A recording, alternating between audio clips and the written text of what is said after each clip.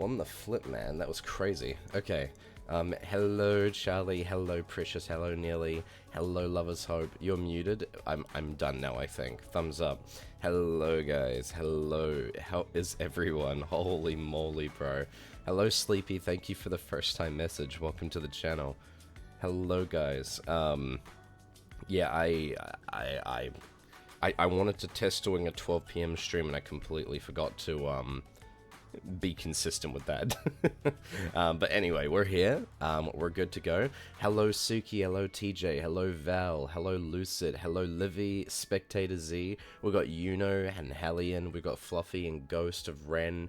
We've got Velvux. We've got Mega Mimo. We've got Luntian, Crypt Walker, Mara, Fira, Boneless, Tam, Sleepy, Moonlit. We've got Malika and Estella. Hello guys, we've got Niente, we've got we've got Nai. Hello guys, how are we? We've got Beepio and Sunny Blueberries and Whimsy and Sherlockian Hero and Emikas. Hey guys, how are you all doing? We've got Mineral. Hey guys, hello, hello. How is everyone? Hydration? Oh, that is actually a great idea. Hello Anya, hello, hello, hello, and Mara and Anavuk. Hey guys, let me just pull out my bottle. Hello, Jackie. Hello, McCaw. Hello, Luna Vivian. Hey, guys. How are you? Nice to see all of you. Okay. I'm just going to quickly... Did you eat something? Yeah, so... I do typically have food and drink something before I come into chat today. Even though it is 12 p.m. Usually I, am ready to be on my computer by, 11:30 or 12. And then I prepare during that time for the stream at 1 p.m. I just completely forgot about it today. Did you take your meds here, Fortsy? No, I'm going to do that right now while we're here. But no, nice to see everybody here. I really appreciate you all being here. So yeah, welcome to the chat. You know what we're going to do, chat? Hello, Nightchester and Eminem. Hey guys, welcome, welcome. Kind of EP, but I'm existing for Ace Attorney. That is more than valid. Hello, Andy. Welcome to the chat. Nice to see all of you again. Hello, Hellion. You guys get your Kiwis. I just feel like giving you guys Kiwi privileges today, so we're gonna drop that off to you guys right now. I'm here at the start this time. Congratulations, Eminem. Kiwis, yeah. Kiwi time. It's Ace Attorney today? Yes, it is. For reference, chat, just so everyone is aware, we have some new sub goals that have been put in place. So you might have noticed that WinWis has been pushed back. The reason for this is because we need more time to prepare WinWis because we're actually putting more production value into it. We have artists working on it, but we also have battle maps being made and custom music being prepared for it as well. So instead, we now have a try not to laugh stream where you guys can submit, videos for me to try and not laugh at. We have a karaoke stream, of course, in the subs as well. Hell yeah, yeah, exactly. Hello, Xtolotl. Hello, hello. I think we'll get right into the game, in just a moment. But yeah, no, we've got a variety of different things, and I'm really excited for that. So yeah, that's pretty much it. I'm just gonna try something. Something's a little bit... What in the flip? Interesting. That is a little concerning, but I will ignore that for now. That's very strange. Okay. Alright guys, I'm going to pull up Ace Attorney. Hello Xeno, welcome, welcome, welcome. Nice to see everybody here. I just want to say thanks to everyone for being here on stream today. I really appreciate it, even though I very much came out at the last moment. We've got some good games coming up very soon. But for now, we're gonna play a really good game called Ace Attorney. I just need to find Ace Attorney again. It's been a little while. Ace Attorney. There we go, Phoenix Wright. Beautiful. Okay. Lovely, lovely, lovely. Okay, perfect. And we are good to go. Beautiful. You're so excited for this case. Alright, I'm excited to get into it. Thank you, Malika, for the 30 stream streak. Holy moly, bro. Yay. Thank you so much. I really appreciate it. Alright, let's one of my favorite cases, even if it's long as shit. I'm gonna actually cut us over to here now, and we're gonna get the game capture up. Now, chat, there may come a time during the stream where I might get put in the mood to play the SpongeBob movie game or some other, other game that I normally play. So I do apologize if I randomly cut away from this today at some point, but I will be playing a lot of Ace Attorney today, don't worry. Okay, there we go. Oh boy. Update. Okay. Let me go back a little bit. Let me go to options and then turn the sounds up. How does that sound to you guys? Sound good?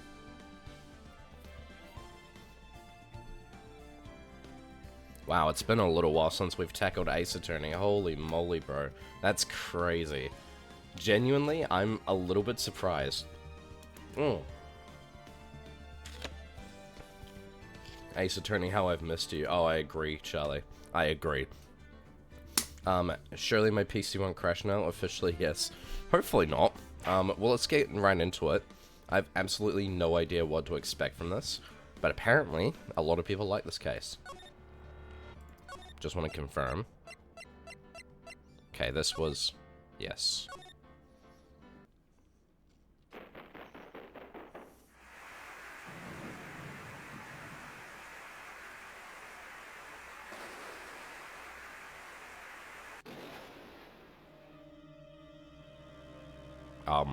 What?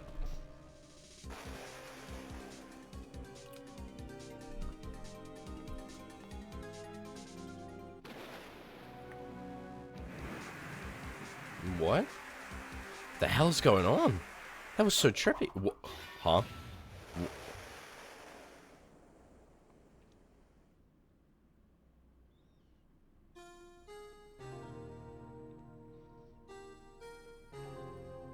Traumatic, that's what I was thinking, Cyberger. What the hell?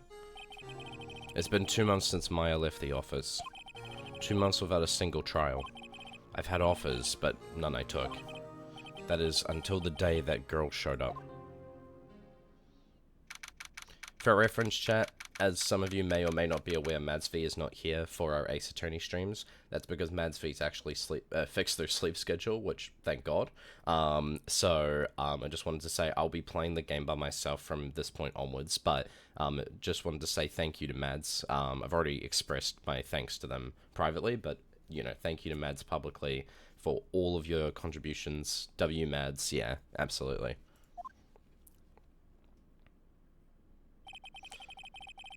It's actually, sadly, it's actually quite fitting that, that at this point, Madsv would have left because the character also left, which is very sad. Why do I come here every day? It's not like I want to work. There you are, finally. What in the fuck? Oh dear, I just realized I have to do all the voices now. Oh shit. They went for their spirit training. Yeah, Mads went for their spirit training. Okay, right. Where have you been? My sister's trial is tomorrow. Who are you? It doesn't matter who I am. It only matters who you are. The famous defense attorney Mia Fey? What? You're not Mia Fey, are you? I'm sorry, but Miss Mia Fey no longer works here. So you are the coffee boy? I'm Phoenix Wright, a defense attorney. Right. Wait, you're the Phoenix Wright? The Phoenix Wright from the Edgeworth murder case? Yes, that's correct. It wasn't Edgeworth who was murdered, though. That's a relief, then. You're better than nobody. I'm sorry, I'm afraid I'm not taking cases right now. But you are Phoenix Wright, right? The undefeated defense attorney? Look, I'm not accepting any new cases. I'm sorry, but you'll have to try elsewhere. Please, I'm out of time. But, please, you have to help. It's my sister. Oh, no. Oh, Phoenix, no. Maya? Could it be? Okay, I'll hear you out. Really? Thank you so much. My name's Emma Sky. I'm a scientific investigator. Scientific investigator? Okay. So for reference chat, is this a DLC that I've gotten, like, as parcel of, like, the game, or... Because I'm a little confused. Like, this is a DLC. Bam. Oh. Lias, thank you for the resub, I appreciate it. Thank you so much. Woohoo, yeah, let's go, Lias. Emma, was it? So you're a scientific investigator? Yes, that's right. Is something wrong? No, it's just you seem kind of, jumpy? Or maybe you're just young? Young? I'll be 16 years old this year. 16? Brother, I see. Wait, only 16? I'm set to be formally assigned to forensics in 3 more years.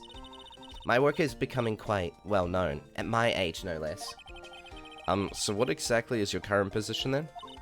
Well, legally speaking, I guess you'd call me an 11th grader. But I'm ready to do my job, at my age no less. Great, another future professional in training. Okay. Hi chat, I've not been in a stream for a week, and I'm literally about to go to sleep, but hi guys. Hello Lias, hello. I did not see that previous thing. My sister didn't do it. She wouldn't stab someone with a knife. She wouldn't. So, it's a murder case. I don't care if there's a witness who saw her do it. She didn't do it. I know she didn't do it. It's a scientific fact. And there's a witness. Just talk to her. You have to talk to her. Right. I suppose I will. I promised her I'd bring Mia Fey, but... That's interesting. How would she know Mia? So you want to be a scientific investigator when you grow up, then? Excuse me? I'm not a child, I'll have you know. Still, it's good to have a goal, albeit a very unusual one. I believe investigations should be done scientifically, don't you? Yeah. Sure can't fault her for a lack of enthusiasm. If this case is handled scientifically, I'm sure my sister's name will be cleared. Your sister? I've been doing research, you know. I'm developing a new scientific method of case investigation. I'll show you when I'm done. I'm looking forward to it. Guess I should get down to the detention center and talk to her sister. But, before we do that, my sister asked for Mia specifically. This Mia Fey person was a few years below her in school. So they went to the same school, huh? She always told me to go to Mia if I ever needed a defense attorney. And, well, I need one. Incidentally, Mia is a woman. Now that you mention it, I guess it is more of a woman's name than a man's. Well, it's nice of you to help your sister out like this. You must be close. Well, actually, when she gets like she is now, I kind of hate her. Huh? But she's my only family. This case is from the DS release. The original was Game Boy Advance and added this case for the DS port. Holy moly. Okay, alright, that's pretty cool. She just looked kind of, like, different from, like, a lot of the other characters, so... This case was retconned into the game. Retconned into the game? Wouldn't retconning mean it gets removed? I wonder what's wrong with Emma. She got quiet all of a sudden, as soon as we arrived. God, I thought I told you I didn't want visitors. Sorry, ma'am, it's just no excuses. Wait, what? Or did you not want a race this year? Understood, ma'am. What was that all about? Holy shit. Hi, Lana. Funny. I seem to remember specifically telling you not to come here. Perhaps my memory is failing? Look, I didn't want to come here either, okay? But you're trial's tomorrow and you still don't have a defense attorney. I'll be the one in court tomorrow. This has nothing to do with you, Emma. Isn't that right, Mr. Wright? Hey, how do you know me? Mia mentioned you. I've heard quite a bit. I'm sorry, what exactly is it that you do? My name is Lana Sky. I'm chief prosecutor for this district.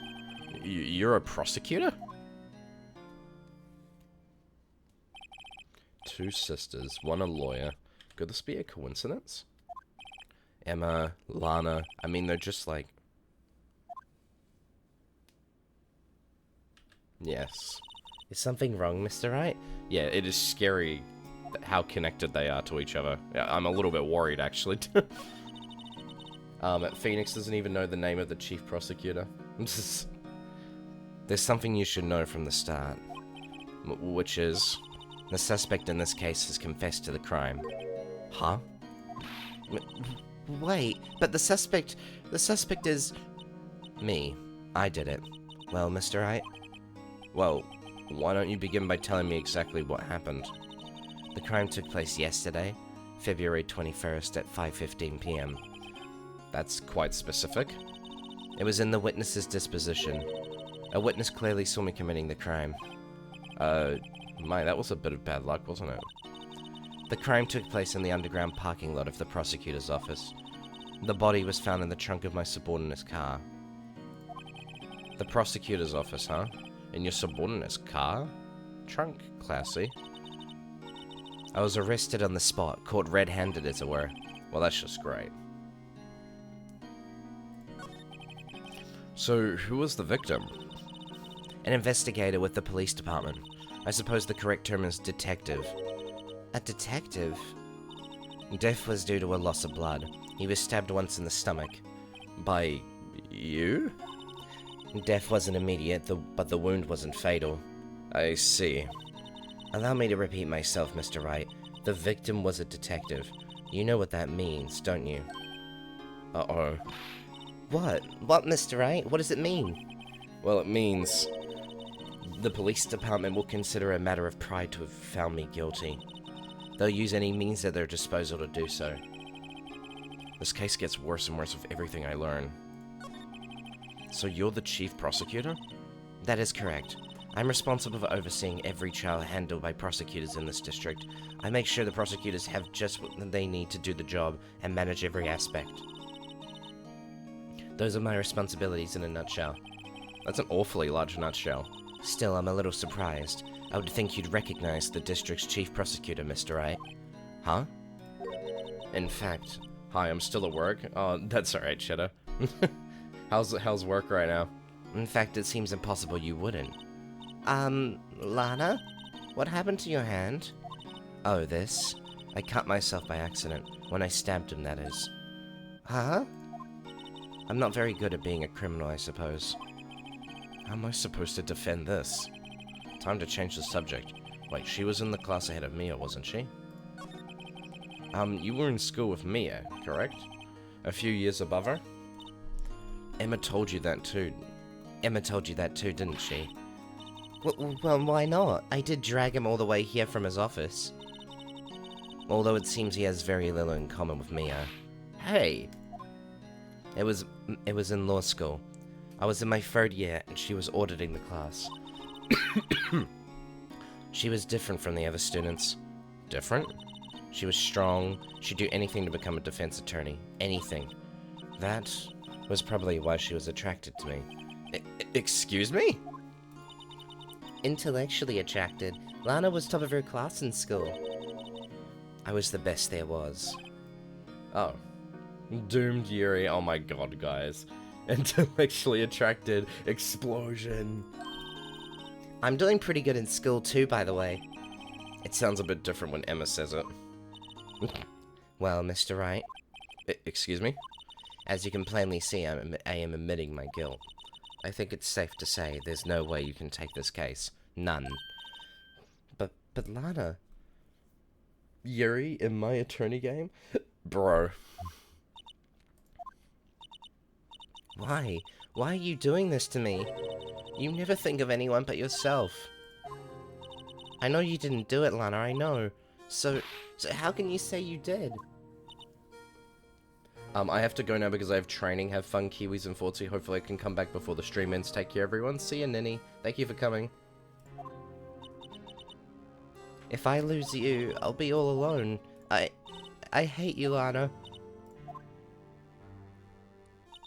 Mr. Wright? Yes?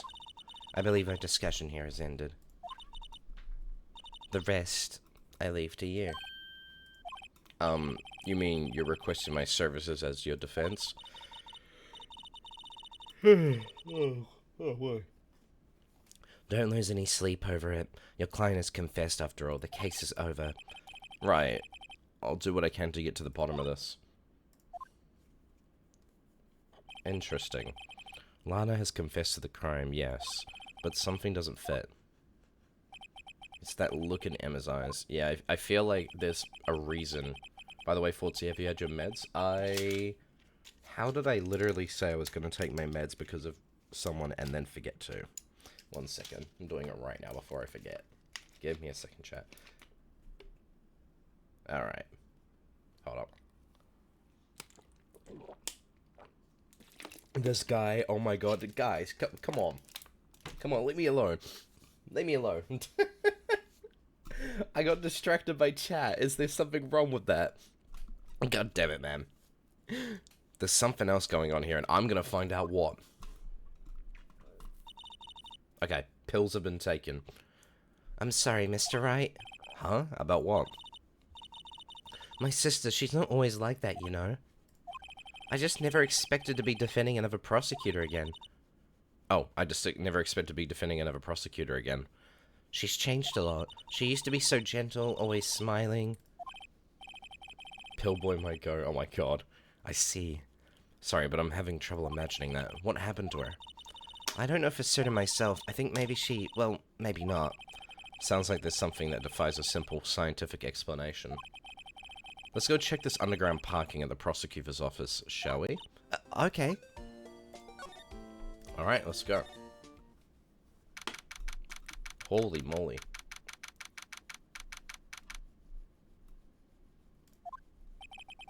So this is the lot where it all happens. Looks like they're still investigating. Funny that my first visit to the prosecutor's office should be like this. Hey everyone, keep up the good work. Hey, what are you thinking? Well, they're gonna be my co-workers 3 years from now, after all. No harm in saying hello. Actually, there is. You know attorneys aren't supposed to examine crime scenes? I'm trying not to stand out too much here, see? Hey there. You expecting to go unnoticed here, partner? Oh, partner. Oh, no. Oh, what the fuck? Holy moly. Thank you, Iris, for the gifted sub. W. Iris. Oh, no. I'm gonna have to talk like fucking McCree. What do we have here? Looks like a bambina got loose from the ranch and is up to no good. Folks gonna learn to keep him doggy side down, partner. Mr. Marshall? Marshall? Looks more like a sheriff to me.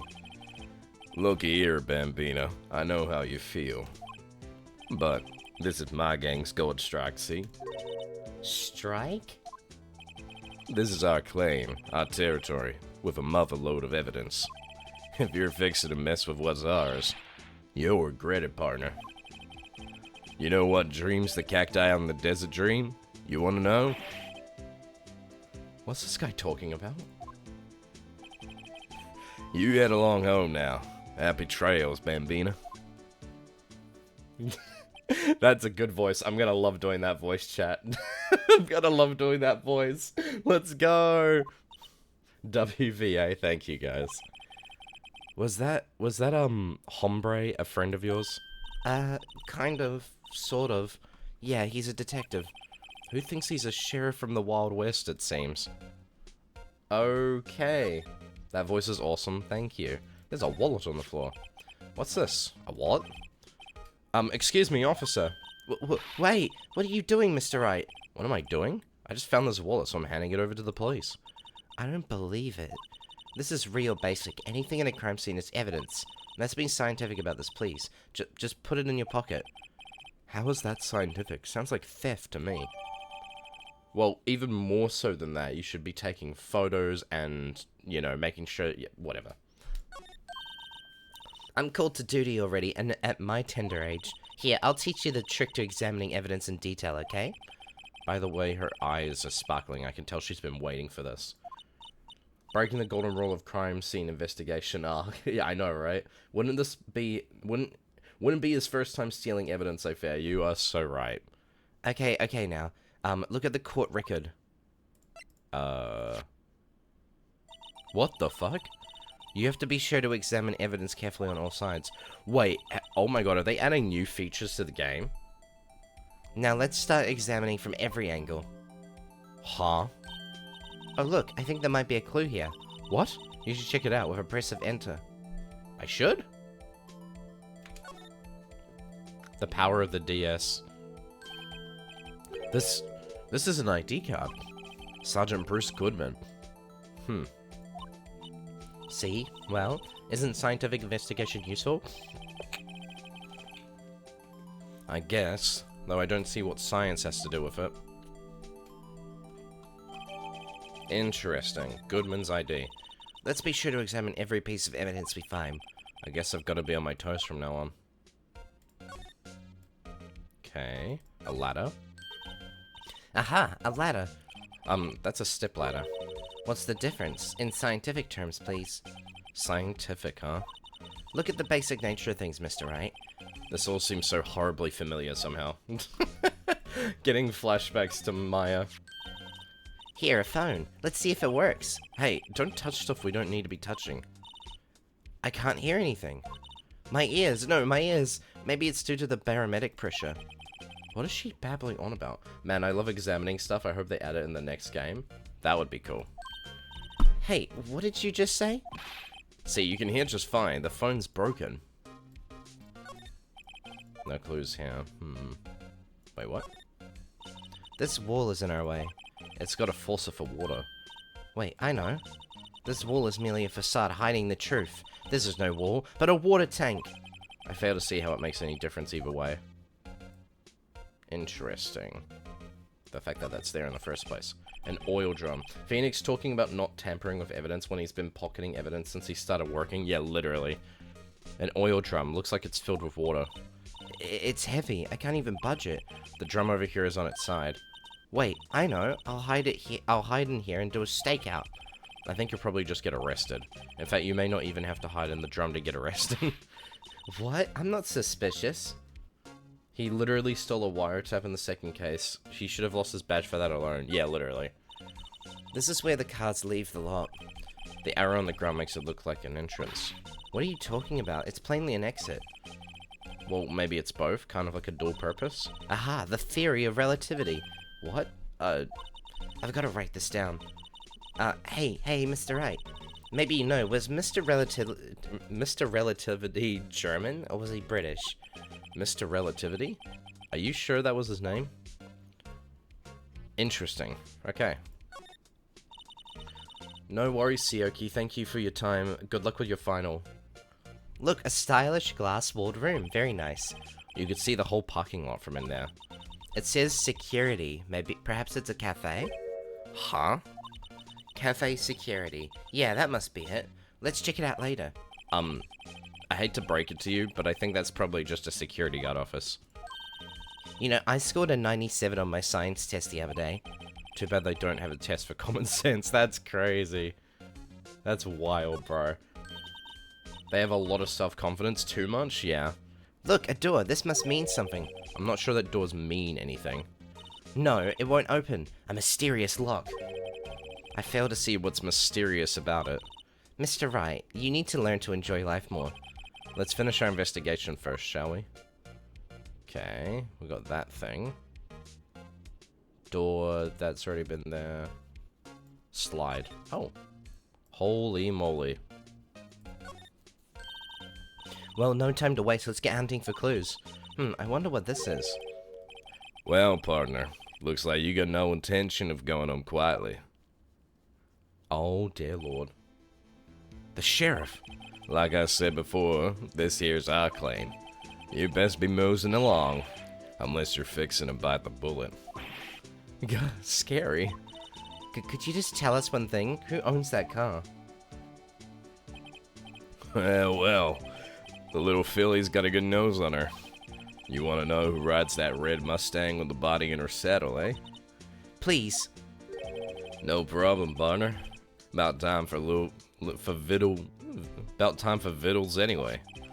Get yourself to the saloon up on the 12th floor of the prosecutor's office. Might just find you a curvacer like you like. What? Okay. Prosecutor's office? Where does this guy think he is? And when, for that matter? Note to self, look up Vittles Saloon Curvacer. Maybe we should check out room 1202, the High Prosecutor's office. In any case, stay away from the car. You can look around here all you like, but just keep your paws off our claim. Right. Great. Great, maybe there's some clues around here, Mr. Wright. Let's check it out. Excuse me? Were you two all set? Us? Oh, dear lord. That's another character. Oh no, another girl. I don't know how I'm gonna do this. What's this? She couldn't be... You're selling lunches? Here? This is a crime scene. Oh, that looks good. Oh no, I'm hungry as shit. You can't do that to me. No. Oh no. Hello? Half and half, was it? Oh, thanks. And you, sir? Yes? Some crunchy goodness coming at you. Thanks. Interesting way of doing business. This area is off limits to anyone without clearance, especially passers-by. Or are you officers? No, but you don't exactly look like the type to have clearance. Well, that's hardly a way to greet someone. Even if my days as the cough-up queen are over. The cough-up queen? You know, I'm feeling kind of full. Maybe I'll pass on lunch. I'm quite connected to this case, you see. The images are burned into my eyes, you might say. Oh no, is she the witness? Bro. Yes, all the sordid secrets. Secrets? Dear me, you are a slow one, aren't you? I'm referring to the murder. The stabbing of that detective. What? A witness clearly saw me committing the crime. You mean you're the witness my sister was talking about? Please, cough-up queen, tell us what happened. The name is Angel Star. Don't you go forgetting it. Or before you know it, I'll have you whimpering at my heel. What the fuck? Yes, ma'am, she means it. Okay. Right, okay. I was just reading what they said without thinking about it. Okay. Somehow I knew. Yesterday was a day of destiny. I knew something was going to happen. Just like I know that the daily special on Friday every week is salmon. Destiny? Was yesterday special for some reason? You're a defense attorney, right? You should know them. You should know the foul misdeeds of the evil ones who haunt this den of inequity. Evil ones? Prosecutors. They have no qualms at all about blackening the names of innocents. And yesterday, they paid homage to the most evil one of all. They gave an award for King of Prosecutors. What a farce. So, she's saying there was some sort of prosecutors' convention yesterday. I was almost compelled to lace their lunches with something foul. Do you have a personal grievance against prosecutors or something? Or is there some kind of scientific evidence of this, evil? Young miss, mock me at your own risk. You'll soon find out why they call me the cough-up queen. Ew. The most heinous of the evil ones. The one they awarded. What is going on? I don't understand what the yap is about at all. Oh my god. It was in his car that they found the body. Proof that he devours the evilest lunches of all. Really? Really what? I'm totally confused. I'm right there with you, Mr. I don't know, Mr. Phoenix. I know exactly what you're talking about. One thing's clear. This lunch lady has a thing against prosecutors. Yeah. Yeah. I wouldn't be surprised if she commit the murder. I mean, she looks kind of similar to the murderer. Well, supposedly the, the one that's been pinned for the murder. And if we're going off that silhouette as, like, that's the murderer, she has the same hair to pull it off. So what exactly was it that you witnessed, Miss Star? It was a fascinating spectacle, to be sure. I now feel like I know what they say when they talk about a woman's wrath. To see Lana Sky wield that knife so... Her knife flashed in anger, bringing him to a sad end. It was truly a sight to see. You mean you saw the very moment of the crime? The sound of his silvery ties to this world being cruelly cut still rings in my ears. And the rhythmic beat of Lana Sky's knife. Wait a second, you know Lana Sky? Of course. It's quite a feat becoming chief prosecutor. How many lunchboxes of sin did she pack to make that journey, I wonder? She always travels light. Now, why would this pretty lunch lady know the prosecutor's name? Can we ask you a bit about yourself, Miss Star? I come here every day to sell lunches. I import only the freshest and best from the Far East. For some reason, the box lunches are a hit here. Why not make the lunches here rather than import them? Did you say something? No. Only true connoisseurs can understand. What the fuck? The kind you can only tell someone who has tried General Sal's trilobite lunch set. That looks like Kiori's lunch. Never mind. You win. I don't want to even appreciate part of Trilobite's flavor. Oh no, chat's on me. Kiori catching strays. Uh-oh. Kiori's gonna be on me after that one. Anyway, I come here every day to sell lunches. My boyfriend works in the security room here at the prosecutor's office. Your boyfriend? See the security room over there? Oh boy. The glass wall booth? I sell my lunches, and since I'm here anyway, I drop in to see him. Since you're here anyway, I guess selling lunches is more important than romance.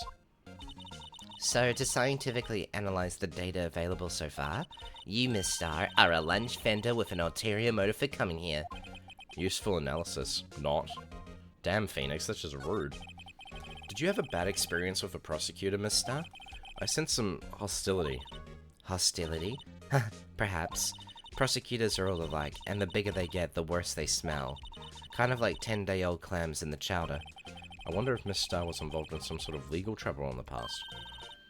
That'd be a sure cause of food poisoning, scientifically speaking, of course. I mean, now you're talking, cough up queen. I thought she was just a lunch vendor, but now I'm not so sure. I mean, chat, so far she is the most likely culprit, just based on no information that we have available.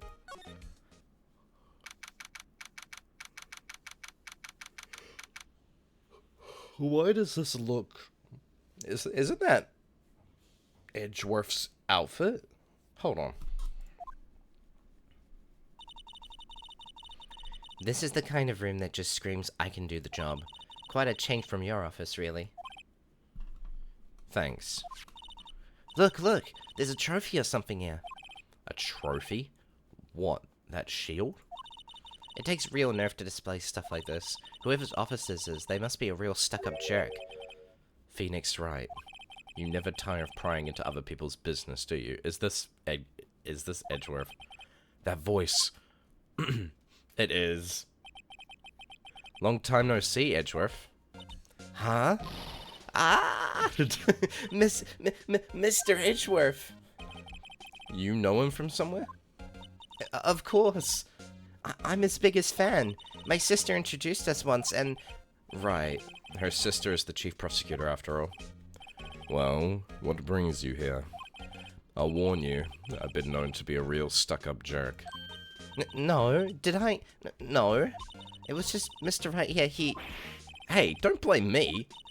We're just here to investigate a murder case. Murder? A body was found in a nasty bright red sports car in the parking lot.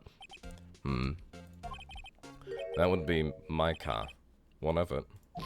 Well, what? Your car?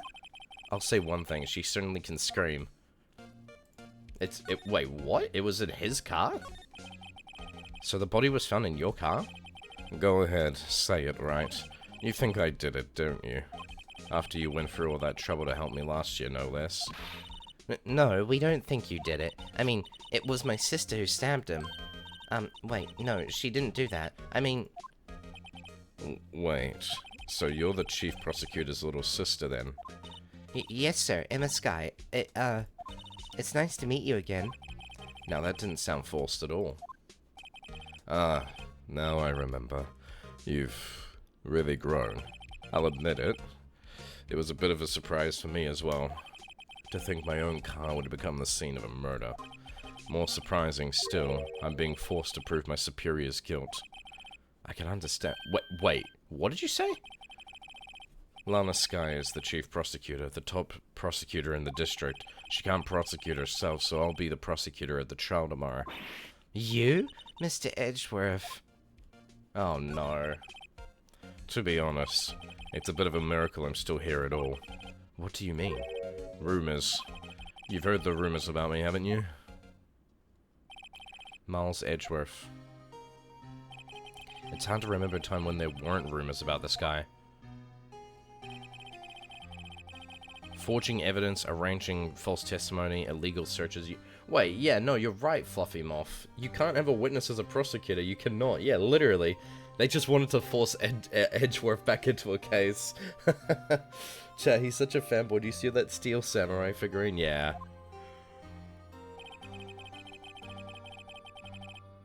He's not just a witness to this case and is involved in this case in some regard.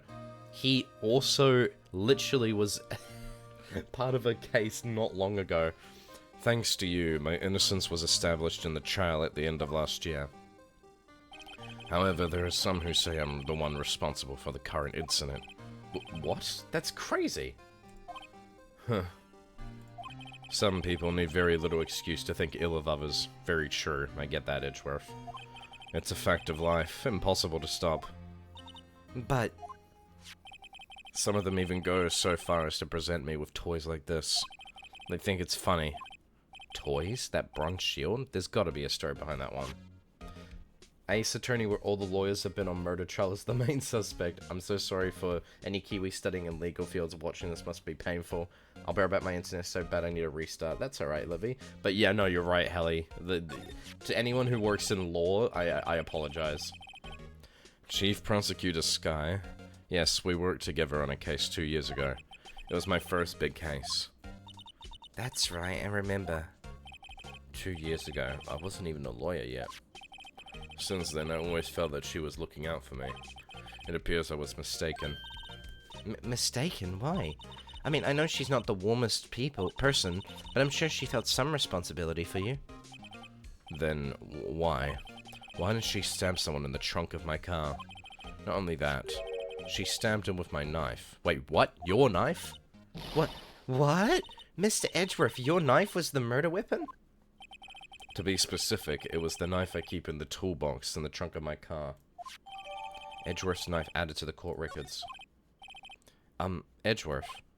What? Are you sure you didn't do it? Oh. Oh. Apples Forever, thank you for the gifted sub to Fluffy Moth. Let's go! Yo! W Apples. Thank you so much. Oh, dude, chat. You do not know how scary it is when when I say, oh guys, by the way, there's a subathon, because my subs and donos will be like, boom, boom, boom, boom, boom, and then when I say, by the way, I'm doing a subathon, it's like, they all just dry up, and then I'm like, that's suspicious, and then the subathon happens, and I'm like, oh, fuck, bro, oh no. If you have a moment, Kiwi Stars drop redeemed. Oh, really? Okay, give me a second. Here you guys go.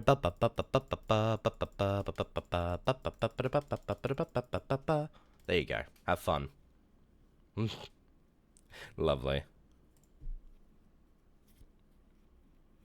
Beautiful. Alright. You have a strange sense of humor, Mr. Wright. Okay. Beautiful. I want to examine the room. He's got chess here. Hey, a chessboard. I'm not too up on my chess, but it looks like blue's in a bit of a tight spot. The red knights have surrounded the blue pawn. Huh? Those horses are mounted knights. Those swords have really sharp edges. And check out that poor pawn. His head is kind of spiky. Kind of reminds me of you. Mr. Edgeworth must be an avid chess player. What's wrong, Mr. Wright? Edges surrounding a pawn with spiky hair. Nah, it's nothing. Bro, that's crazy. No fucking way that's intentional.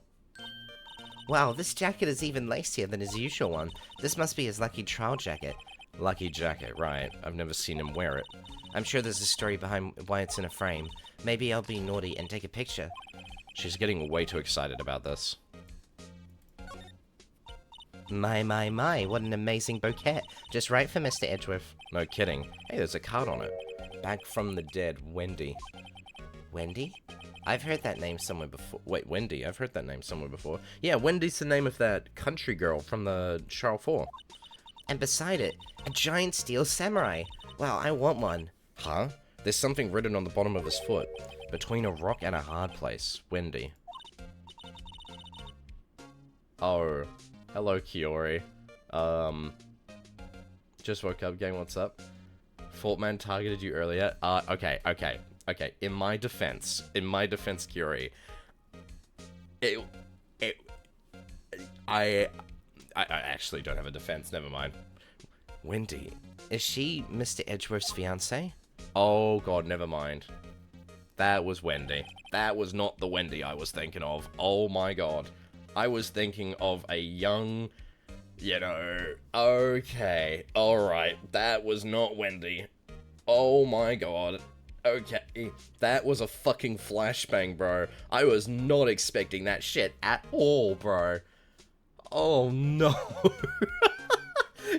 I'm like thinking, oh yeah, we're gonna see a picture of like the young girl from Case 4, and then poof, I get fucking flashbanged by old lady. Holy fuck.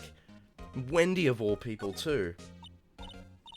Oh, cute. What a pretty tea set. I go more for the instant tea bags myself. Amazing. The drawer below is filled with packets of tea leaves. They're all sorted by place of origin and flavor. Look at this royal blend. What an exquisitely splendid concoction. There's such a thing as taking a hobby too far. Oh, dude. A work desk. It's quite tidy as one might expect. What a nice desk. Easy to use and easy on the eyes. It's polished so well I can see my own reflection. Strange. Why did I just picture Detective Gumshoe? Maybe I'll take that name plaque as a souvenir. Don't. He'll sue you. Bro, that's crazy. You don't just take something from someone's office. I've been wondering, what the heck is this? It has a big K on it. Prosecutors. Huh? What's that? It's the King of Prosecutors trophy. King of Prosecutors? It's a great honor. They send that shield to the best prosecutor each year. What? So that K, that's... K stands for king? Yeah, you got a problem with that? I didn't design the thing. King of Prosecutors.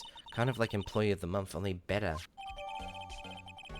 Yeah, I was about to say, every case you went in against Phoenix, you lost. So that's the King of Prosecutors shield, huh? Well done, Edgeworth. You must be proud to be King of Prosecutors. Congratulations, King of Prosecutors. Please stop saying that. That still doesn't explain one thing. Why is the tip of the shield broken off? I have a feeling that's relevant to the murder.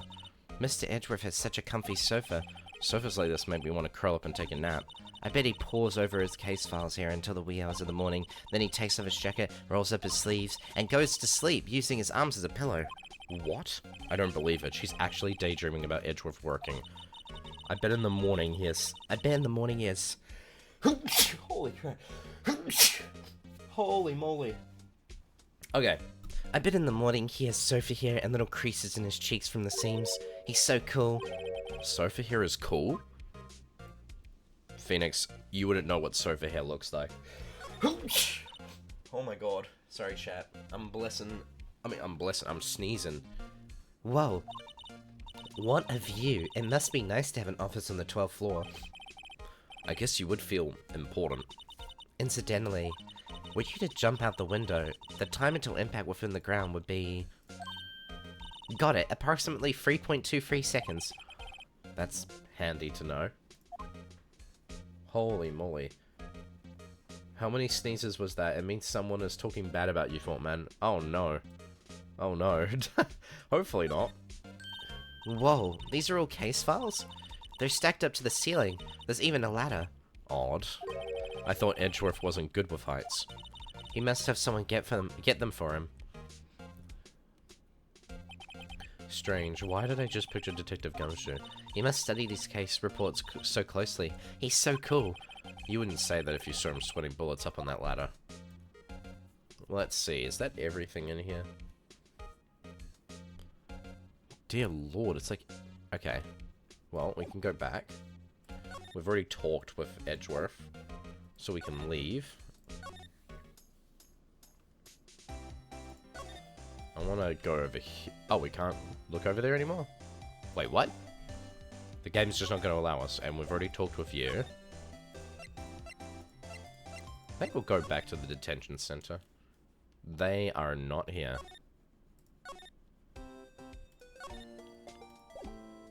Is there something that I was meant to have, Wait, what? Move? Did you present everything? Oh, I haven't presented anything. Never mind. Never mind! Oh. What? Wait, what? A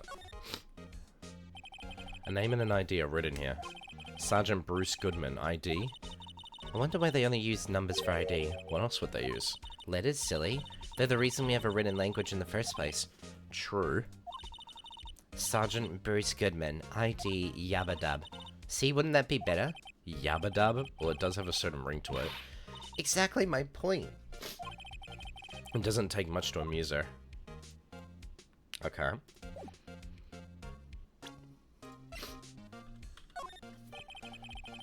It's against my policy to discuss evidence with the defense, especially with you. He doesn't like you much, does he, Mr. Wright? Nah, with Edgeworth it's never personal. It's all about winning tomorrow. So basically this says you were the best of the best last year, huh? You can take that foolish grin elsewhere, right? I lost a day of work to receive that travesty. Huh? Why's that? I had to go to the police department to receive that broken shield. The police department? Yes, right next to the police station downtown. You've been there. You've been there, haven't you? Where Detective Gumshoe works? Yeah. I was wondering something about your shield. Why is it broken? What does it matter? I've got more important things to worry about. Oh, right. He doesn't seem too concerned about his award, for better or for worse. Yesterday was a very busy day for the prosecutor's office. Maybe we should ask him more about yesterday? Okay. Let's move.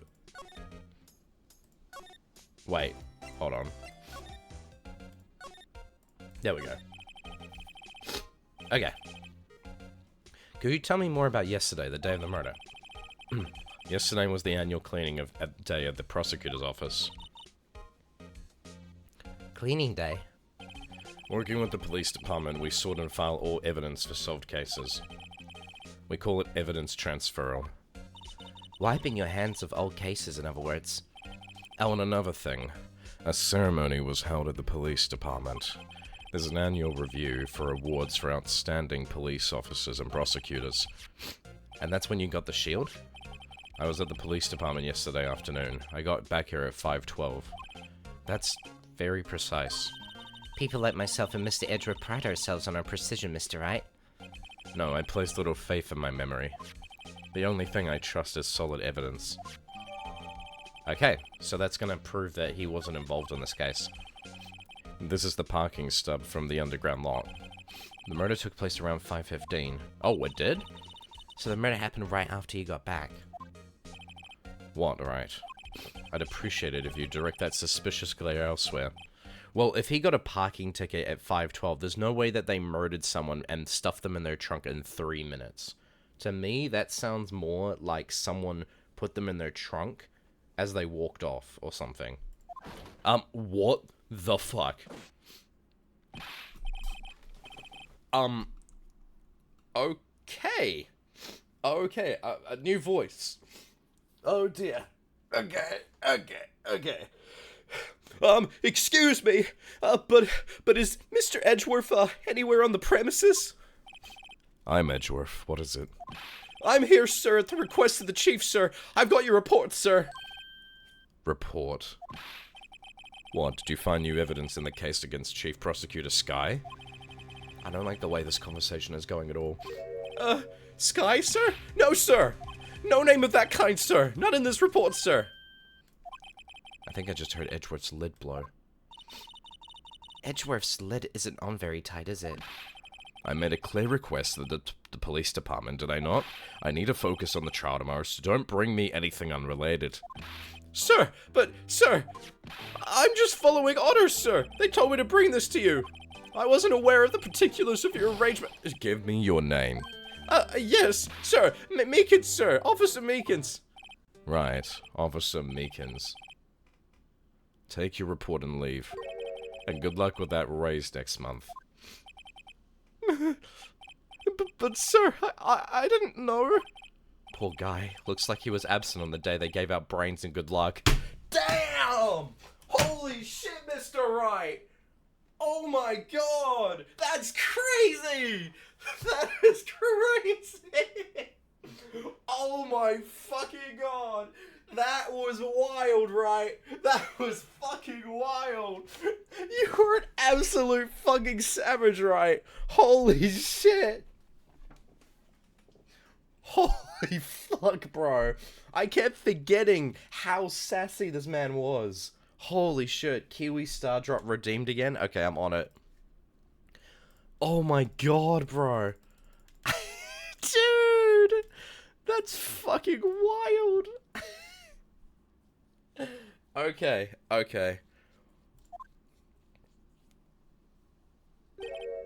Right. Yes, sir. God, he caught me off guard. As you can see, I'm busy. You may leave now. Let's do what he says, Mr. Wright. The victim was a detective from the same department as that patrolman just now. Go down to the police department. You can ask more there. Thanks. He seems to have finally calmed down at least. What'd you guys think of the voice I did for that character? I had no clue what to do. I just saw his face and went, fuck it. A voice. Alright, let's do it. Wait a minute. They've got a handprint on them. Yippee! Your voice is perfect for Meekins. Yay! Let's go. It's good practice, yeah. Why would they put the police department so far away from the prosecutor? Oh, shit. Why would they put the police department so far away from the prosecutor's office? Beats me. That almost took 30 minutes by taxi, and the traffic wasn't that bad. The police department, huh? I've only ever been to criminal affairs next door. Hmm? Hold on, what's that? That visual was seen in the building. Disturbing. Why does it undulate like that? Oh wait, I know. This is the Blue Badger. They're trying to make him the police mascot.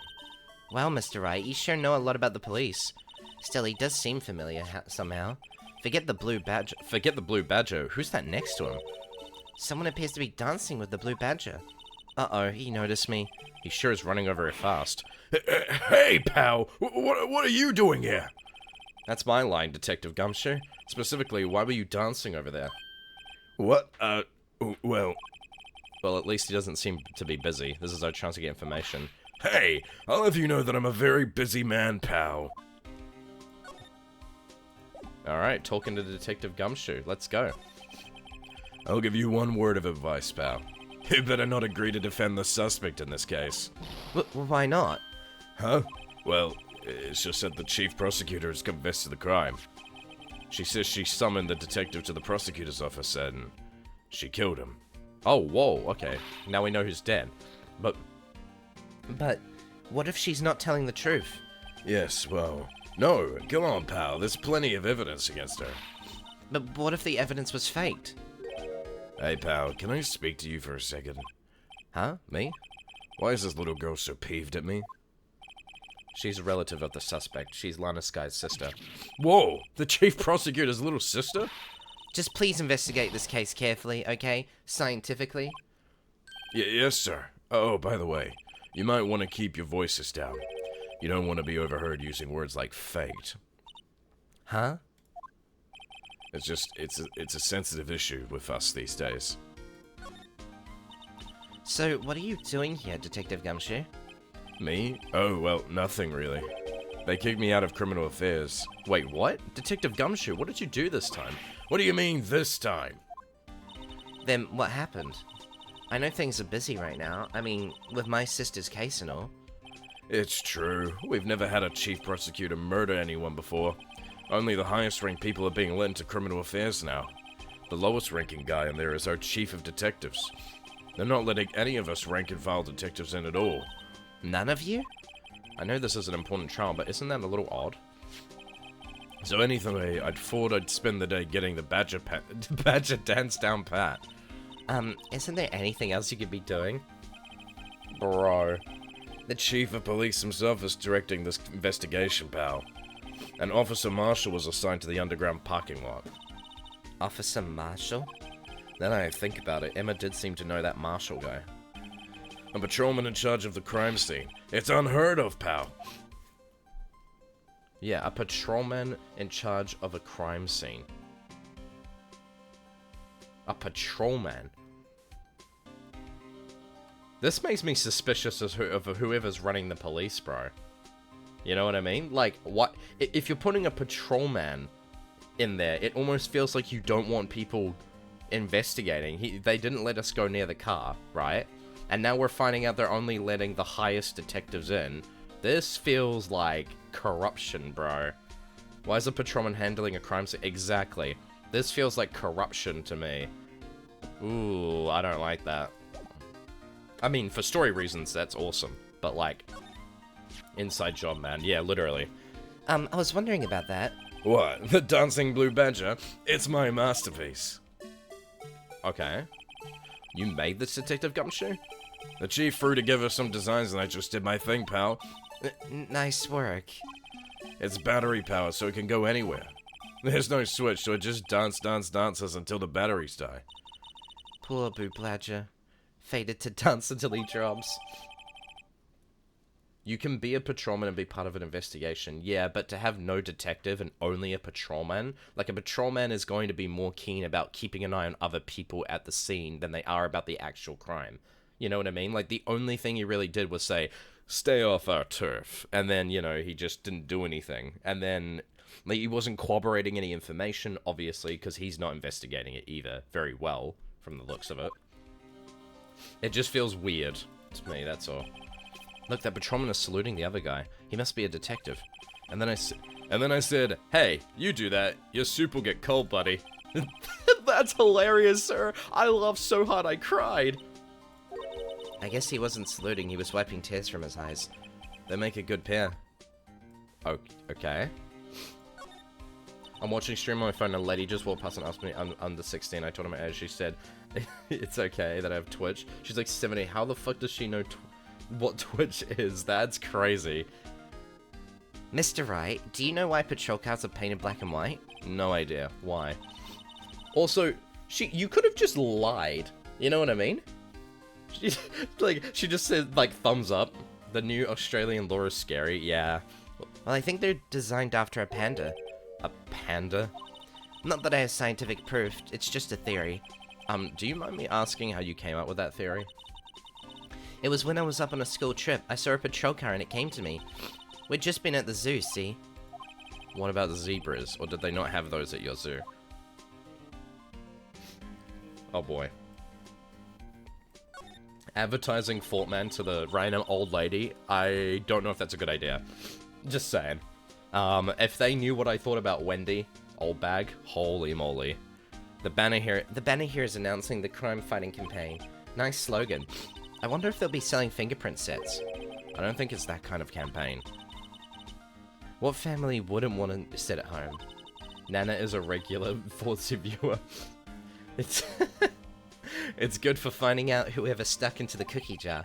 I think most families can figure that out without extra help. Cancelled by older ladies. Tista said that's a new low Fortsy. Oh my god, bruh. I always get excited when I come to a police station. Why is that? It just feels like I've been jumped into a movie. Huh? You know, with all the police and criminals. Well, I don't know if this is all that exciting. Sure it is. I mean, look at those two officers over there. They're probably talking about the latest bust. Funny, I thought they were talking about the weather. No, they were making jokes. New target demographic unlocked for Fortsy. Let's go! The usual wanted posters are hanging up on the bulletin board here. Do you know this face? If you do, now dial 911. You know, Mr. Wright, I've always thought it was kind of funny. I'd never seen anyone who looked like the people in these posters. They hardly even look human. She has a point. Alright. Emma, investigations aren't as fun as you think they are. The detectives in there look pretty busy. Just imagine, right now, behind those doors, a police drama in action. Somehow the thought fails to excite me. That's crazy. Okay, so the thing I'm curious about is why there's a handprint on there. You know what I mean?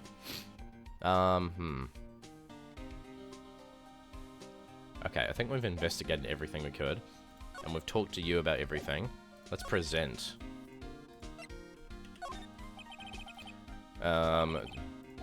Okay. Found in Mr. Edgeworth's car, stabbed with Mr. Edgeworth's knife, huh? What would drive Chief Prosecutor Sky to do such a thing? Oh, wait, I didn't mean... Sure, of course, someone else really did it. Someone who must have a grudge against Mr. Edgeworth. The car and the knife do seem a little too well organized to be a coincidence. Poor Mr. Edgeworth. What could have happened? We have to find out a little bit more about what's going on with Edgeworth. Dude, Edgeworth already had a whole trial. The trial before this just getting absolutely destroyed. Please, give him a break, man. Hey, that's it. That's the King of Prosecutors award that Mr. Edgeworth got yesterday. Were you at the awards ceremony, Detective Gumshoe? Of course, pal. I got an award for diligence myself. Ah, congratulations. I was wondering, why is the award a shield? And why is it broken? Oh, there's a reason. I'll tell you what it is later. Apparently he's forgotten. But I was proud of Mr. Edgeworth for winning that award, even before the naysayers at the prosecutor's office. Naysayers? Must it be because of the rumors? Interesting. Oh yeah, the same thing. Bum bum bum bum bum bum bum bum bum bum bum bum bum bum bum bum. And then finally this one. Detective Gumshoe, what can you tell me about this? Huh? Hey pal, this is a detective's ID card. You can't just keep that, you have to turn it into the police. It's people like you that get me into so much trouble all the time. Meaning Detective Gumshoe must drop his card a lot. Let's see. Bruce Goodman. Goodman?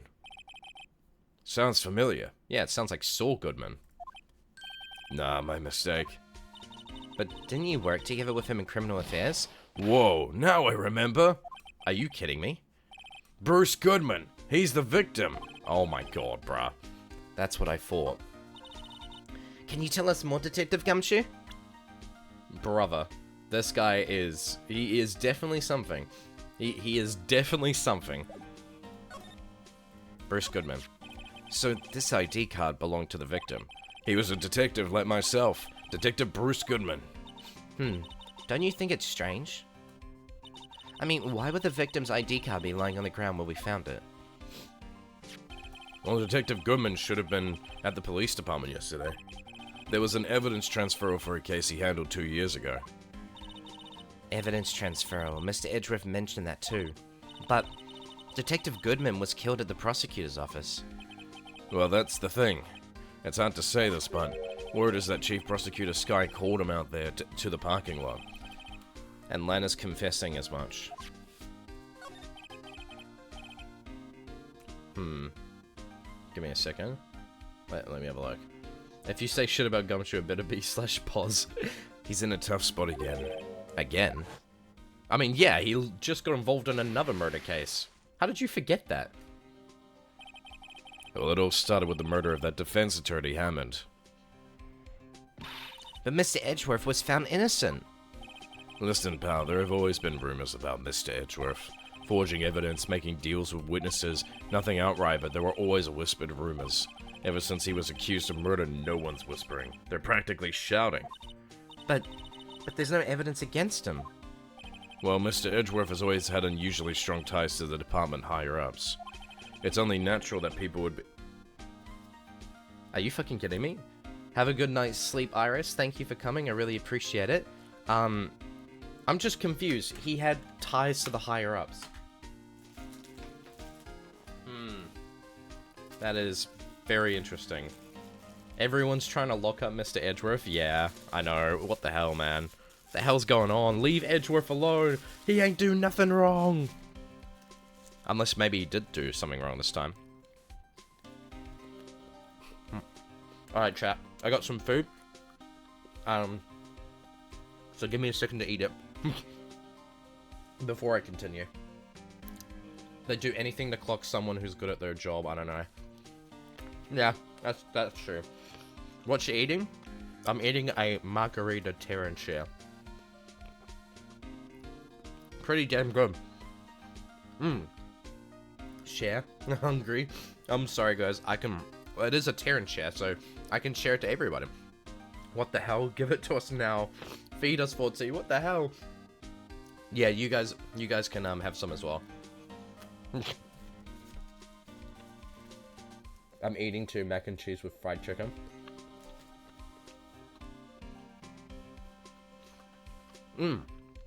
It's pretty damn good. Sorry about the wait, chap. Just having a snack break. Everyone share their food now. Yeah, it's even better when everyone shares their food. Yeah, me. You'll good enjoy your food. Why I don't want your food, I have my own brunch. More for me.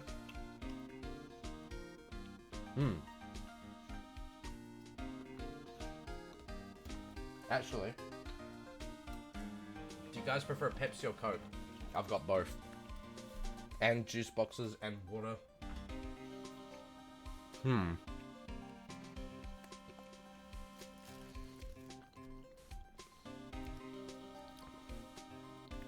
Yummy. Juice box, Pepsi, Coke.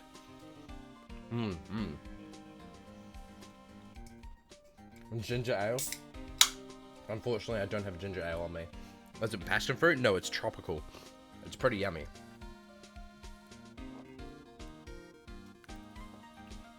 Mango juice. I wish I had mango juice on me. I've got tropical, juice boxes, water, Coke, or Pepsi.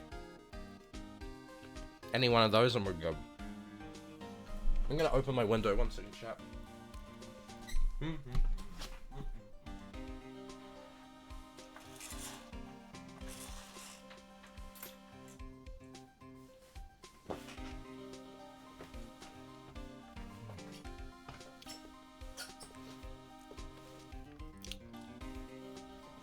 It's hot outside. Be careful opening that window. I agree. That's why we have the aircon on. Actually.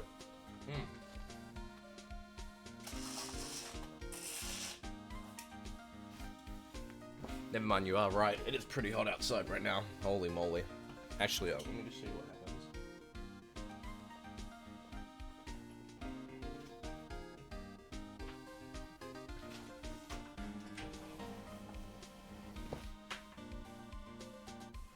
Alright, chat. There we go.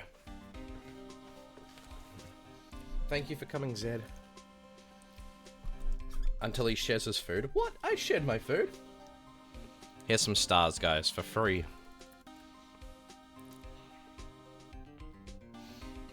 There you go.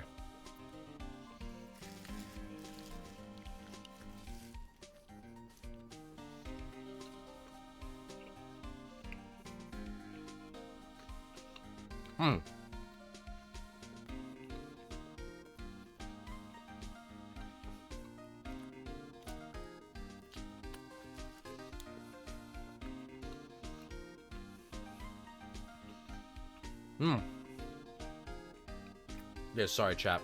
Just munching on the bread right now.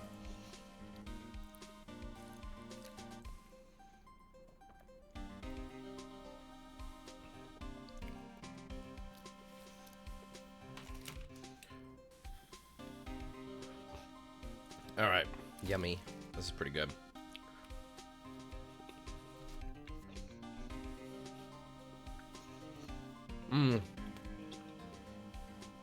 Not a bad idea, Ninny. It is fucking boiling right now. Honestly, might be in your best interest. And yeah, I decided to close my window because it is fucking hot. I'm just hoping the aircon is on. Holy moly. Alright.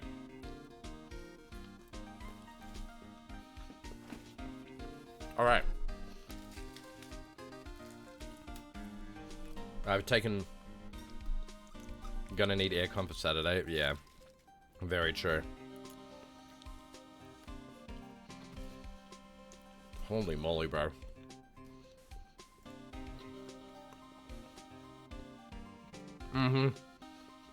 Actually, I'm gonna go check if the aircon is actually running. So give me like 1 sec, because it doesn't feel like it's on.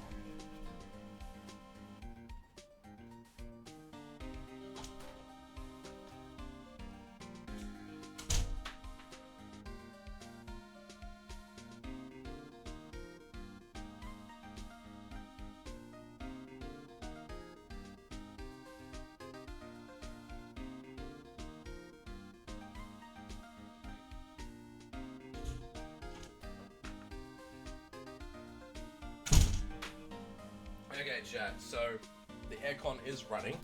It's just so hot that you don't even feel the effects of the aircon. Wow. That's crazy. Okay. Oh, am I a Kiwi? You are, Alexi. Yippee! Hell yeah, thank you. Thank you, thank you, thank you. It's 40 degrees on Sunday. Oh, dude. Well, anyway, let's continue the game. Crank that aircon. I'll try my best. It's only natural that people would be suspicious. I had no idea he was under the gun. Anyway, this latest case has started a new rumor. People say the only reason he took this case is because he's aiming for the chief prosecutor position himself. What? But I know the truth, pal. Nobody wants to be the one who has to prosecute the chief prosecutor. Mr. Edgeworth is biting the bullet on this one. He's doing this for all of us. And that's all I know about that. I'm not officially on the case, you know. Thank you. Why aren't you handling the case, Detective Gumshoe? We met the guy who was... What was his name? The guy in the parking lot? That'd be Officer Marshall. He was appointed directly by the chief of police. Interesting. Officer Marshall, is he some kind of Wild West sheriff or something? No, Jake Marshall's just a regular officer. From West LA. For a moment there, I wasn't sure. Look, pal, let me try to make things a little easier for you. Show them this, and they'll let you examine the crime scene. Maybe. Letter of introduction. I'll be surprised if this gets us anywhere. Just act like you're supposed to be there, and nobody will look at you twice, pal. Alright. Let's go back.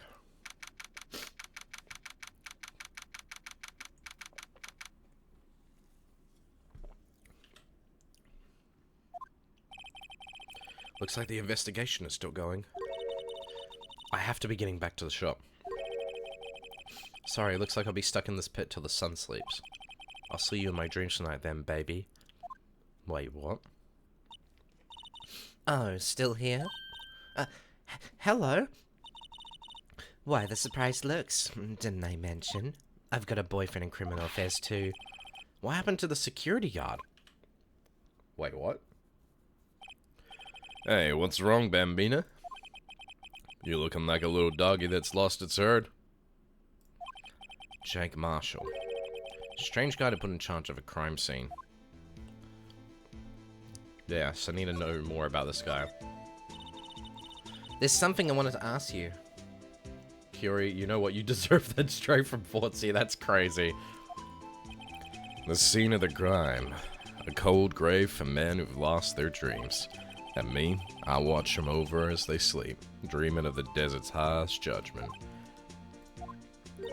He's asleep. Well, should we show this hopeless case something to catch his interest? There's something I wanted to ask you.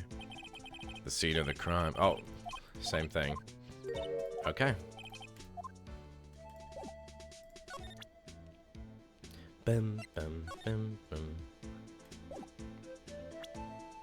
I feel like that handprint's gonna be important. Okay, we can't present it. No, we can present it. Alright, compadre, count to 3. Huh? You gotta do that if you're gonna draw evidence on someone. That's what we do in Texas. Remind me never to visit Texas. I want to show other stuff.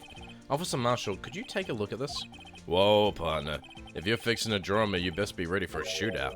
You ready to become food for the vultures, compadre? Are you ready, Mr. Wright? Somehow I don't think he's going to help us. Okay, we're just going to show it to him. Would you mind reading this for me? What's this? I warn you, fan letters to me go right in the spittoon. It's a letter of introduction from Detective Gumshoe. May we investigate? Gumshoe? Oh, that old cow dog? He holding a birthday party or something?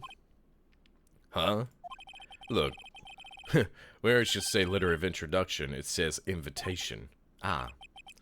I think he just miswrote it. Wait, why am I getting all defensive here? No worries, this proves it's from Detective Gumshoe better than a blood test. Guess I better let you in then. Thank you, Officer Marshall. Oh, that's right. He's a patrolman, not a detective. Which reminds me. Hey, wait a sec. Isn't a crime scene supposed to be handled by a detective or higher? Well, folks, the clues are calling. Welcome to our gold strike. Be like the settler. Strike out for lands unknown.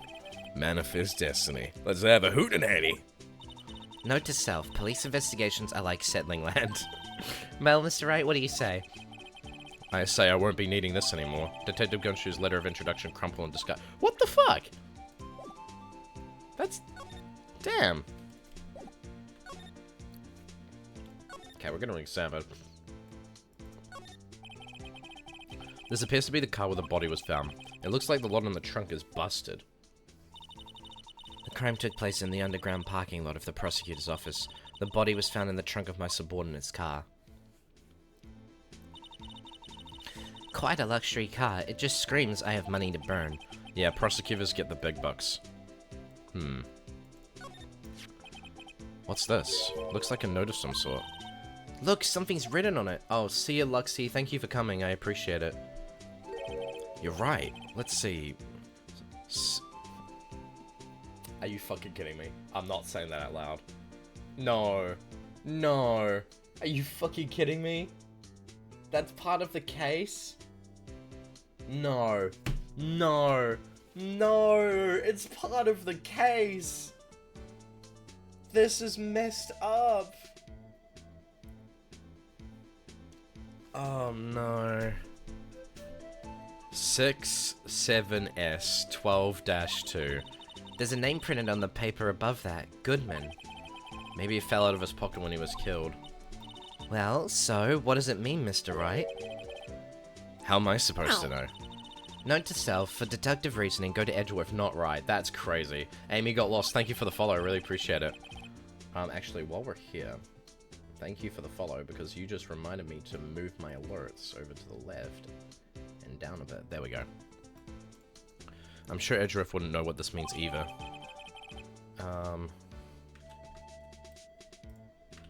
There we go. Oh, dude. That was despairful. This looks like a cell phone. Scientific analysis would suggest this belonged to the victim. I can't think of anyone else it could belong to. What's so scientific about that? Should we check it out? Yeah. Forget it. Hi, thank you for the first time message, Amy. Welcome, welcome. Right, let's check it out. Wait, huh? I'm not doing that. What? What? Huh? Whoa. Corvid creaking, thank you for the follow. I appreciate it. Oh my god. Oh.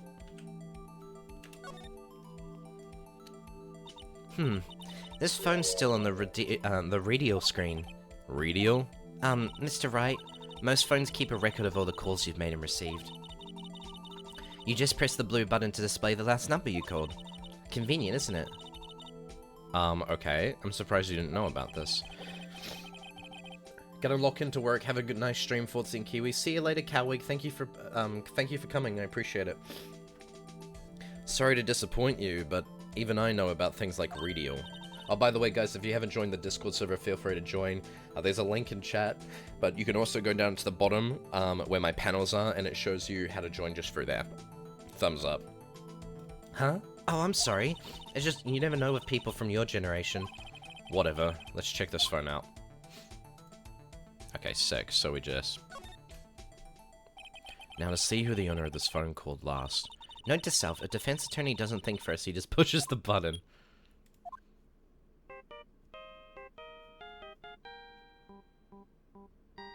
Oh. What? Oh, yeah. Ooh. Ooh, ooh, ooh, ooh. Oh, yeah. Okay. Oh, yeah. Yeah. Okay. It's the Steel Samurai music. You're right. Thank you for the first time message, Corvid. I appreciate it. Oh, yeah. Oh, yeah.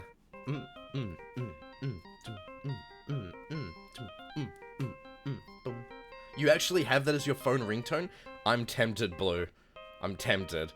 That's a good idea. Ooh. Actually kind of hyped to do that. Should I do that? Should I do it? Hey, that song. I know that. Is this... Oh no. I know whose phone this is. This is Mr. Edgeworth's phone, isn't it? Hey, what's going on over there? Sorry. I see you, partner. You pressed radio on that there phone, didn't you? Well, yeah. Whose phone is this anyway? It was on the ground over there. The thing is, I get the feeling that it was Edgeworth's phone because we saw a Steel Samurai statue in his room. Whose is it? That belongs to Chief Prospector Sky. Really? That just... She doesn't seem like the type to have a ringtone for that phone. I don't know. What? It's my sister's? She apparently dropped it when she was taken into custody right after the crime. Look, the last call was made right when the murder occurred. Looks like she was fixing to call someone, except she only spoke for a few seconds according to this. Who did she call? No idea. Sorry, partner. Now I got a question for you, partner. I heard a phone ring just now. One of those newfangled ringtones. Oh, that? Oh. I'm sorry, that was my phone. What? Your phone? Yeah, it's kind of strange, but someone called me right as we picked up the other phone, a wrong number. I hope you're not lying. They shoot you for lying like that in Texas, partner. Wait, was the ringtone from my phone? I've incited the wrath of the Lone Star Patrolman.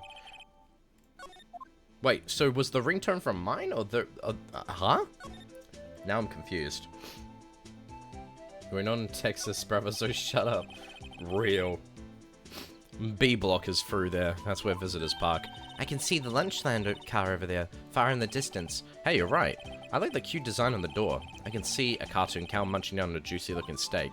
Wait, what? That is fucked up. Doesn't that strike you as a little creepy?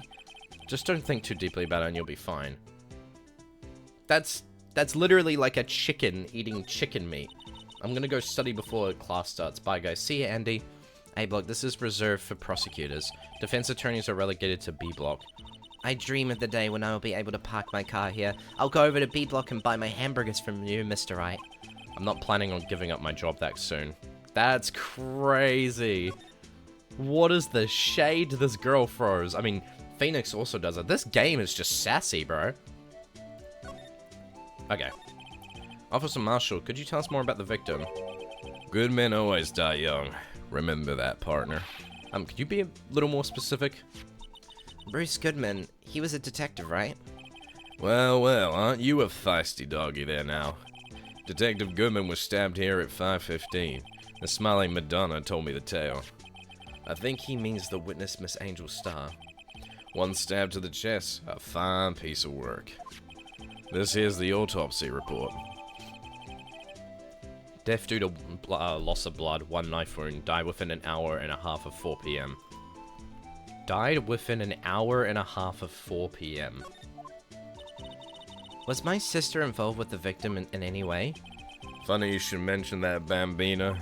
Chief Prosecutor Sky and Detective Goodman had nothing in common at all. Nothing in common? They apparently worked together on a case a few years back. So there's no motive. Goodman wasn't a particularly gifted detective. That's one reason why he didn't do much work with the chief prosecutor. But my sister called the victim here on the day of the murder, right? Here, to this parking lot? So it seems, like calling an unarmed man to a shootout at high noon. I don't mean any offense, but Officer Marshall, you're a patrolman, right? Not a detective. You calling me out? They shoot you for that in Texas. Huh? I was one of them fancy shoot detectives till 2 years ago, to tell you the truth. Really? Oh, really? Now he tells me. But you're a patrolman now, so how can you be in charge of a crime scene? Nothing gets by you, does it, Bambina? So why are you in charge? No reason. We're just short on hands right now. I'm keeping an eye out in the meantime. That's odd, though. Detective Gumshoe was saying he had nothing to do. Nothing important, at least. He's nothing but a sad old cowdog that can't find his tail. Maybe it's because he runs with that Edgeworth, eh? Edgeworth? That cowdog's been kicked out of this cattle run by order of the chief of police. Just he don't realize it yet. Detective Gumshoe kicked out of the investigation? So there's no connection between Detective Goodman and my sister? That's correct, but there's a goldmine of evidence against her. And then Prospector tomorrow is none other than Edgeworth himself. I'm afraid your sister's fate is decided, Bambina. Many condolences. Officer Marshall. Yeah, Bambina? How can you say that? You and my sister, you were... Is there something between this cop and her sister that I don't know about? I apologize, Bambina. Something must have gotten to me. Maybe it's that dry wind that's a-blowing through the prospector's office. Dry wind or ill will, someone's up to something here, but who? You're getting better and better at the accent, Forts. I'm crying. What? I'm trying. Oh, water, Redeem? Okay, I'm on it, boss. Okay.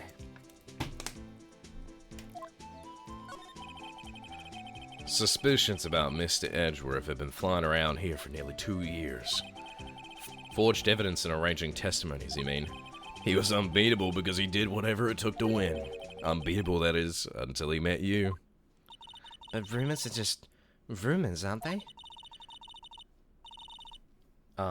It's a good thing, okay? Okay, I'm just defensive, okay? Thank you, I appreciate it. These are prosecutors we're talking about. Evidence is everything to them. If you follow the rumors about Edgeworth to their source, you find one person.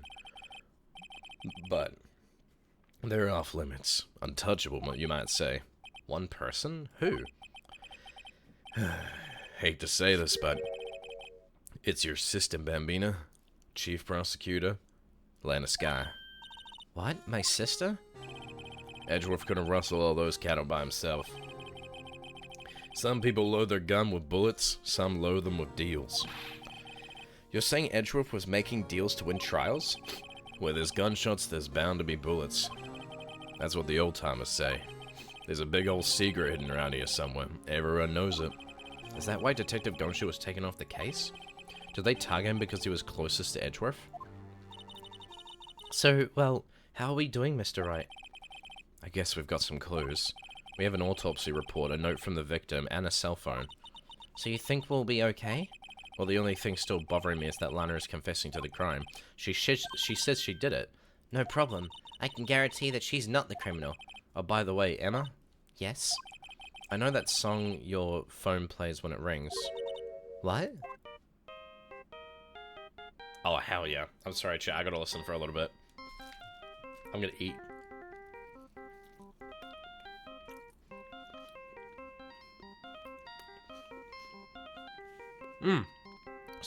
Thank you for your time, Cryptic King. Good luck. Have a good one.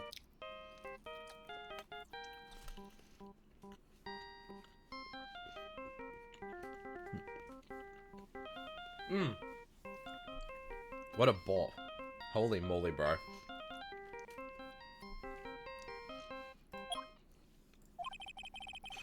It's the Steel Samurai theme song, isn't it? That popular TV show for kids. I hate how much she looks like Maya right now. Oh no. Ah, crap. The phone that rang earlier wasn't mine. It was yours. At 5:18, just after the murder took place, your sister called you, didn't she, Emma? I'm sorry. Can you tell me what you talked about? She hung up right away. I see. Interesting. Last call made to her sister Emma at 5:18 on the day of the murder. A detective is murdered and the suspect is the top prosecutor in the district. I've got a bad feeling about this. What the fuck? No! What? Why did it skip through? Huh? No! Oh, man. Yippee!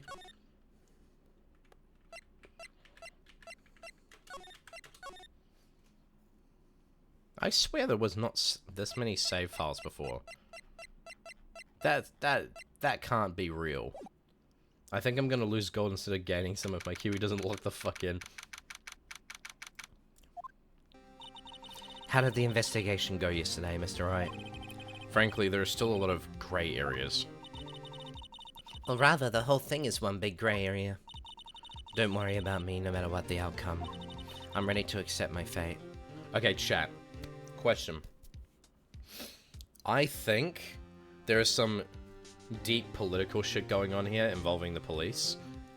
Because she's the chief prosecutor. She holds a lot of power and influence, right? I think she kind of views this as inevitable, and fighting against it would honestly only do her worse. So I think she's kind of just giving up and decided it's actually better not to get involved with this. I think that's what's going on here. I think she realizes there's not really an escape, even if she does get out of it. You know what I mean? So in her mind, it's better just to accept it and to give in. So that's what I think's going on here. I believe in you, sis. Mr. Wright, let me offer you a word of advice. Yes? A defense attorney should never believe their client. The defendant is called to trial because they're suspected of wrongdoing. Never forget that. Miss Sky, you remind me a lot of Mia. But there is one decisive difference between you and her. And that is? You're not a defense attorney. I believe it's almost time for the trial. Good luck, Mr. Wright. My first trial without a Fae helping me. No one's... Thank God. Yes, thank God. With no Fae bullshit magic powers. Let's go. Oh my God. We're actually going to be able to flip over a piece of paper without having the Faes tell us that we have to do that. Let's go. Oh my God. Thank the Lord, bro. Oh no, no, no. I'll be alone in there. So I have to discover the truth all by myself. Let's do it, Mr. Wright. I'll be with you the whole way. Is she allowed to be on my side here? Because, like, she's the sister of the... Okay, whatever. Oh, it's the judge! Hello, judge. I haven't voiced you in ages. Court is now in session for the trial of Miss Lana Sky. The defense is ready, Your Honor. The prosecution has been ready for a while, Your Honor. Edgeworth. It's been 2 months, but I haven't been in a courtroom since this trial. I hope that personal feelings will not be a part of the proceedings today, Mr. Wright.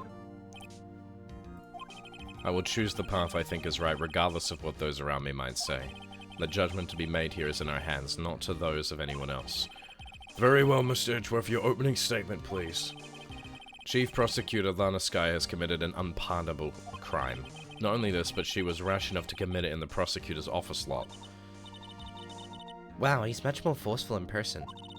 I suddenly feel like confessing to everything. However, she will now pay for her rashness with her life. There will be a witness. There was a witness to her crime. A professional witness. Well then, call your first witness, Mr. Edgeworth. The prosecution calls its first witness, Miss Angel Star, to the stand. The cough-up queen?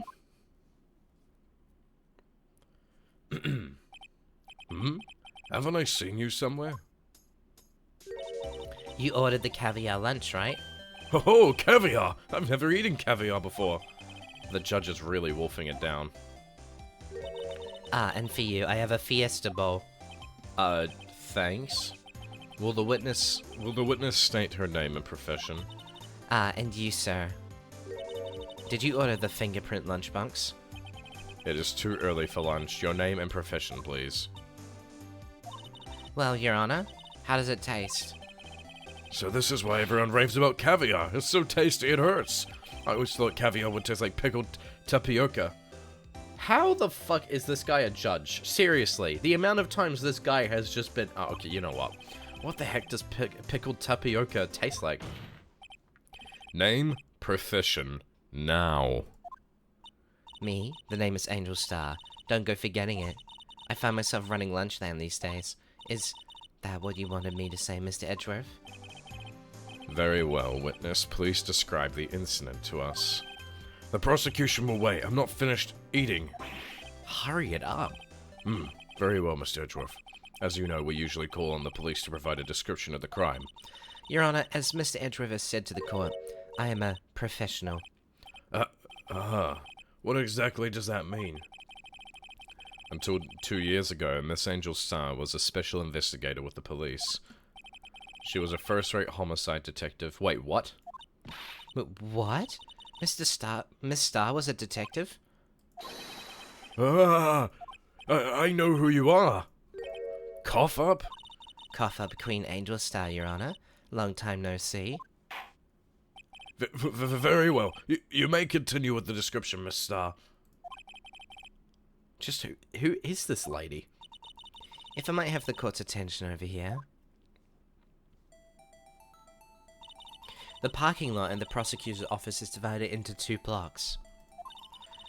A block is for the prosecutor's office personnel. B block is for visitors and clients.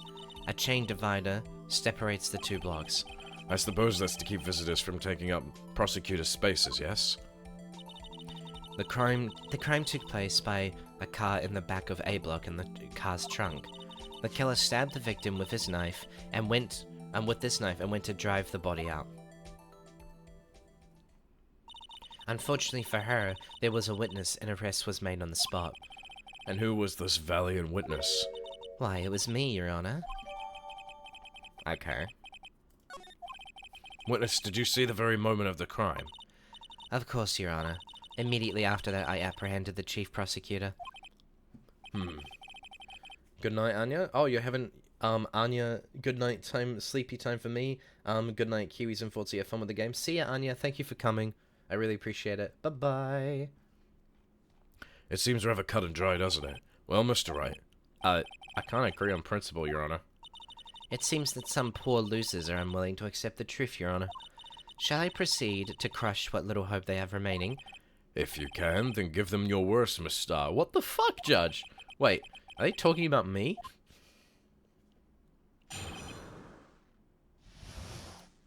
The judge has never been on our side, chat. That parking spot is horrendous. Why would Edgewood park there? Somehow, I always knew a day like this would come. I was on my way to deliver a lunchbox to my boyfriend. When I sensed something, perhaps it was my finely honed detective's intuition at work. Through the wire fence, I saw the chief prosecutor standing next to a garish car. The chief prosecutor was holding a knife in her right hand. Then she thrust the pointy tip of the knife into Detective Goodman's chest. Bringing a lunchbox to your boyfriend, how touching.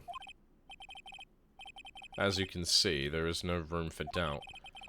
The key point of your testimony seems to be nothing more than the point of the knife which you saw being stabbed at Detective Goodman. So how does it feel to be so utterly crushed? But isn't her statement she made in the parking lot that her intent was to go sell food and her boyfriend was secondary? It's merely a flesh wound, Mr. Wright. Bro. Very well, Mr. Wright, you may cross-examine the witness.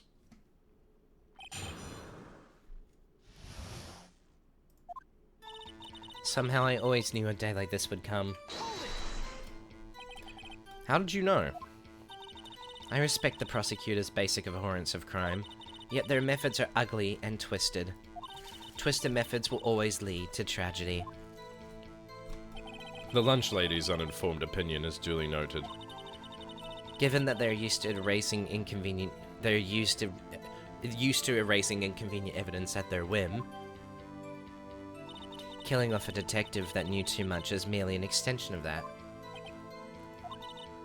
Miss Starr, do you have something personal against prosecutors? I felt that I'd found my dream job when I became an investigator, and if I hadn't been laid off by those prosecutors over there, I'd still be one. Laid off? She was fired? To me, prosecutors are nothing more than worms. That said, I am a pro, as you know. My testimony is unbiased and flawless. Very well. You may continue, Miss Starr. I was on my way to deliver a lunchbox to my boyfriend. This part I'm interested in. This boyfriend, he's the detective? Not that boyfriend, the security guard. That boyfriend? You have several? Yes, this boyfriend, that boyfriend, and the other boyfriend. Care to join? The yet another boyfriend position is still open for applicants. I'll stick with the lunches, thanks. Note to self, the judge had to think before replying. The security guard room is in the lot in A block. It's up on the second level so you can see everything from there. That would be the room with the security guard sign. Incidentally, did you bring your lunchbox by car? Since I'm a visitor now, I parked in B block. So she was in B block when she witnessed the crime. When I sensed something, perhaps it was my finely honed detective's intuition at work. You sensed something, so you're saying you had a premonition of the murder? It felt like... how would you say... oh yes. It was like the feeling you get when you view a pumpkin chock full of seeds. I have no idea what that means. Speaking of a detective's intuition, wasn't the victim, Mr. Bruce Goodman, also a detective? Yes, well he was like a young cheese.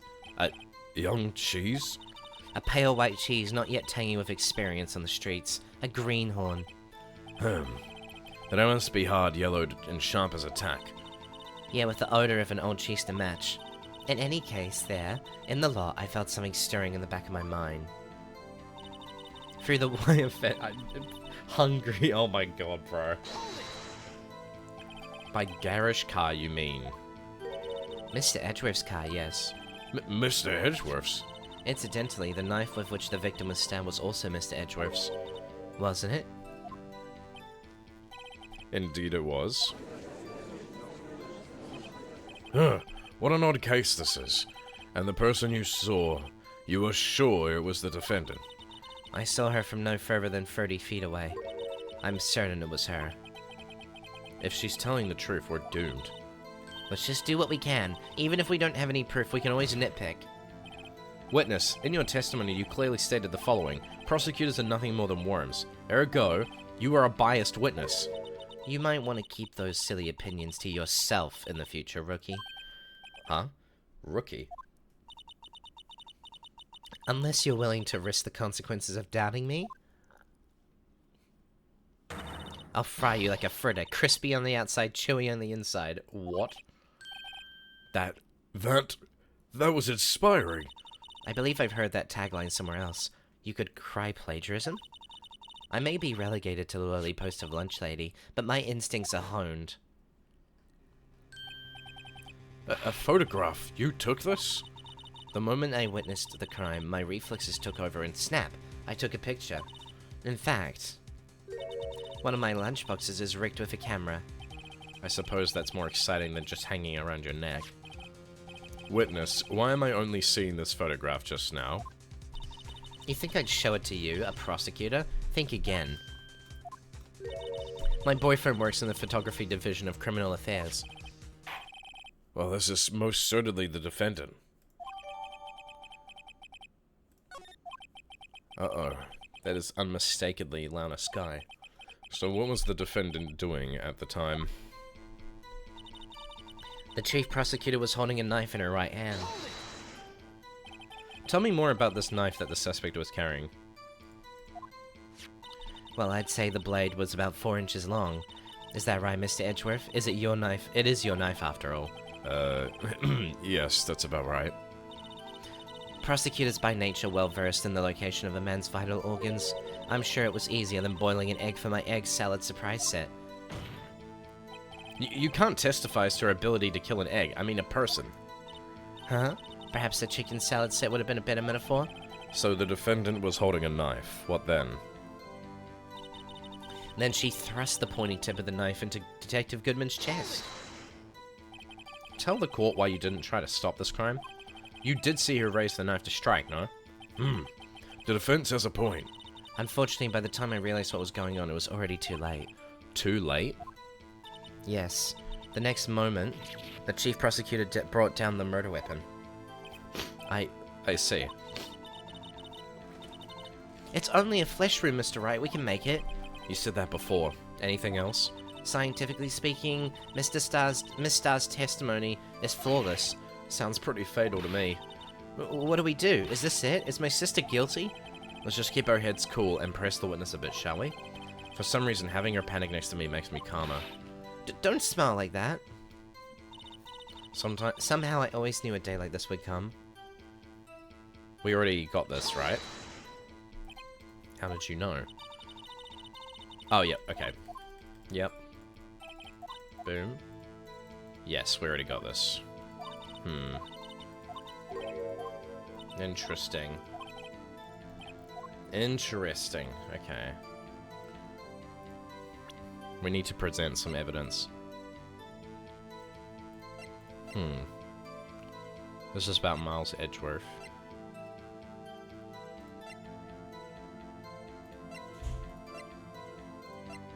The murder weapon, usually in Edgeworth's toolbox, traces of victim's blood, no prints.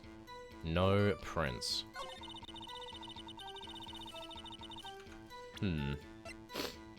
The moment of the crime as photographed by Angel Starr. Through the wire fence I saw the standing next to a garage car. The chief prosecutor was holding a knife in her right hand. Wait, hold on. I just want to check that photo.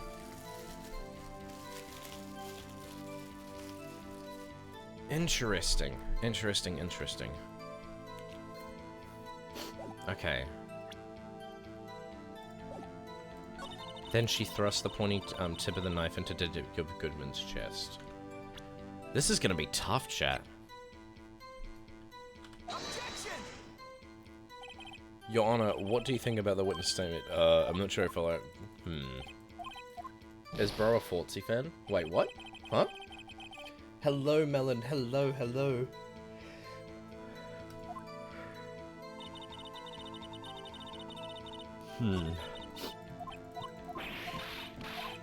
What do we do? What do we do here?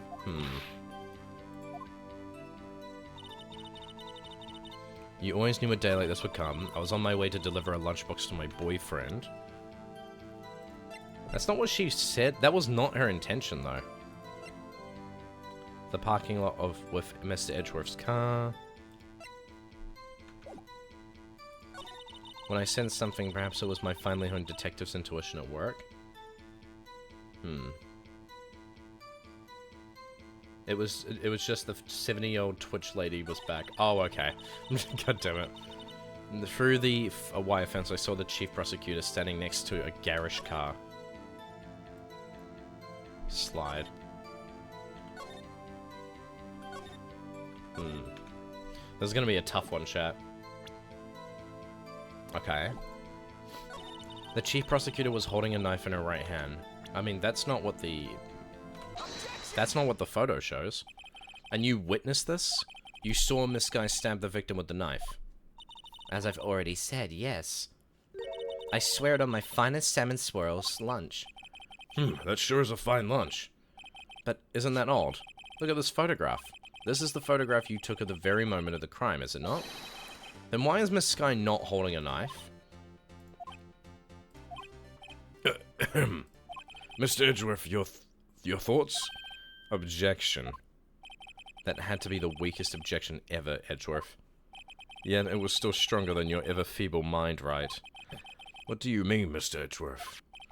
This photograph was not taken the moment before the stabbing. This was taken the moment after the stabbing. And how can you tell that? Blood splatter.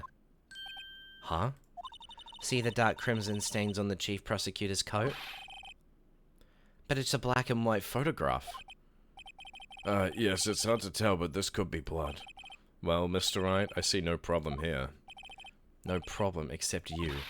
Mr. Wright, are you going to just sit there and take that kind of abuse? You got a better idea? Objection. Wait, that contradicts what the witness said in her testimony.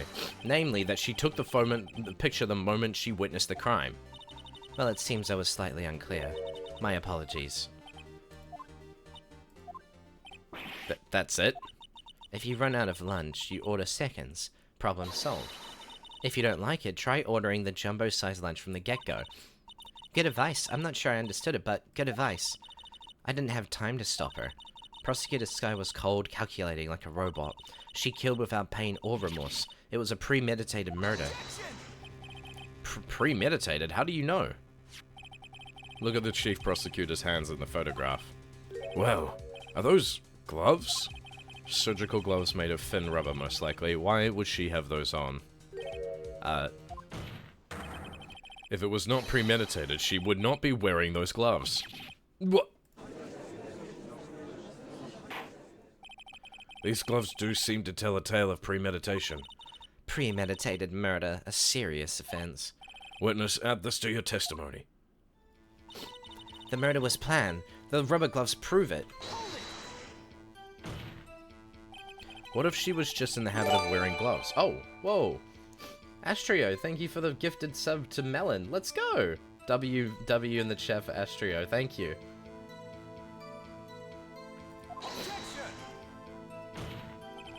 The gloves were admitted as evidence when the defendant was arrested. They were rubber gloves, of the kind used for autopsies. In other words, when the chief prosecutor came to the crime scene, she came to do murder. It's the only possible conclusion one can make. Everything was planned. It was premeditated crime. Ah. Impressive. I'm sorry they took you off the force, Miss Starr. Chat. I just had a weird thought. What if the woman we see there, right, isn't who we think it is? What if that is the lunch lady? I mean, the thing is, right, there's no proof to say that it was her. I mean, it probably is her, and I'm probably thinking about this the wrong way, but she has all the possibility to be able to do this. Would they be that blind? They look similar, that's the thing, right? And if you remember from the beginning with the flashing of like the city, and we have the two like very quick shots of the building, we saw the little blue monkey thing in like a shadow for like half a second. We also saw two women, right? What looks like they were doing the same thing, right? And they appeared to be a shadow, and they both looked the exact same. Then when we see the silhouette of the murder, or what I assume is the murder, they look similar. But the thing is, she has her hair all done up and like curly, right? It's very easy for her to just straighten her hair out for the sake of looking like a different person, and then curling it up to look different. They said they didn't recognize them. The judge didn't recognize them at first. For some reason, a lot of people have called to the fact that she looks like, oh my god, I almost didn't recognize you, because she looks different now. She doesn't look the same as she used to.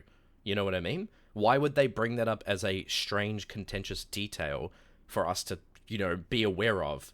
That they are women, they have long hair? No, I agree. It's very likely that that's not true, but I think the idea of her, especially since she, and the photo's black and white, absolutely. And guess what? Security detail. The security is literally in her pocket, if that makes sense, because they have a boyfriend who is the security. Like, if there's anyone who would have the ability to commit this murder, it is the lunch lady. Her thing with prosecutors, she has a motive. There is no one else so far that has a motive that I can see. And it makes sense that the chief prosecutor would not want to bother with this anymore, because it could be like an issue beyond her. It could be that for some reason the corruption is so deep that You know, they don't want her in the force or anything. I don't know. Just an idea, just an idea. Let's continue. This is bad. She's got them thinking this was all planned.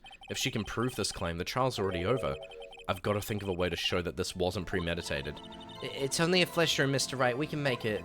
And she would know how to do a premeditated murder and make it believable that it's someone else. Yes. When the lunch lady first talked about the murder, it sounds like she's reminiscing. It does. You said that before. Anything else? Scientifically speaking, the testimony is full. This sounds pretty fatal to me. We already had this. Somehow, I always knew a day like this would come. I was on my way to deliver a lunchbox to my boyfriend. When I sensed something, perhaps it was my finely honed detective's intuition through the wire fence, I saw the chief prosecutor standing next to a garage car. The murder was planned. The rubber gloves prove it. Like, chat. Straighten her hair out. Take off all of these, like items, right? Does she not look like the same woman? I'm just saying. Like, if there's anyone that could look similar to the actual, you know, prosecuted individual, it's her. She looks very similar. She does look similar. Yeah, exactly. So, I don't know. Adjust her makeup a bit and bam, yeah, her hair is lighter, yes. Her hair is lighter, that's exactly it. That's why it's black and white. Because if they showed the color, that would reveal information that would prove that it's not her. I think I see it, maybe. By the way, chat, if you know who the murderer is, don't speak. Because I don't wanna get spoiled. Let's see the ID again. What is this? Police department. Why is this interesting? Why does it only allow me to do it on the side?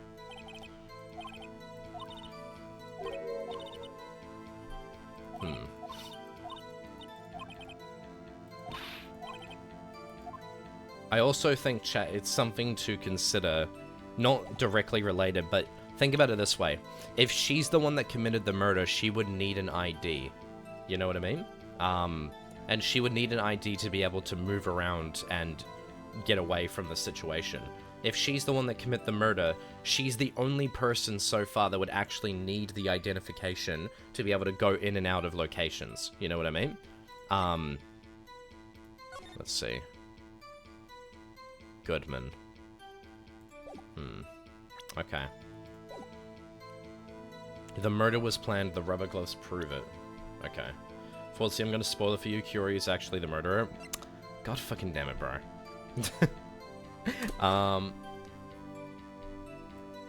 Let me open this up.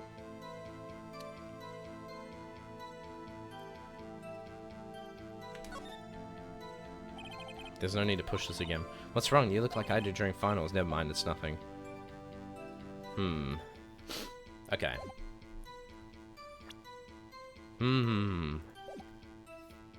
Wait.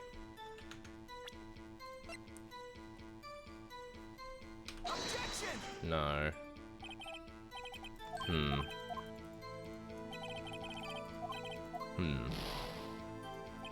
Pondering the orb.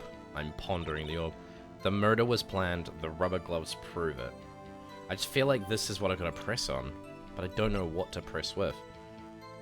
The murder was planned, the rubber gloves prove it.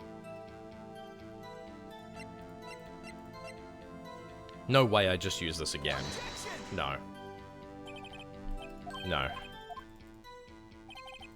Because I remember one time that was the answer, and I was like, holy moly, bro. Okay, I'm just gonna quickly save it, chat. Yeah, something's different about this compared to last time. Like, there's more save slots and... Interesting. I saw the chief prosecutor standing next to a garage car. Okay, I guess we can't disprove that. When I sense something, perhaps... Wait, maybe... We can't disprove it, but maybe we can bring... the car... No. This is gonna be much longer than 10 hours. Shut up, Hellion. God damn it. I must be on the wrong track. Yeah,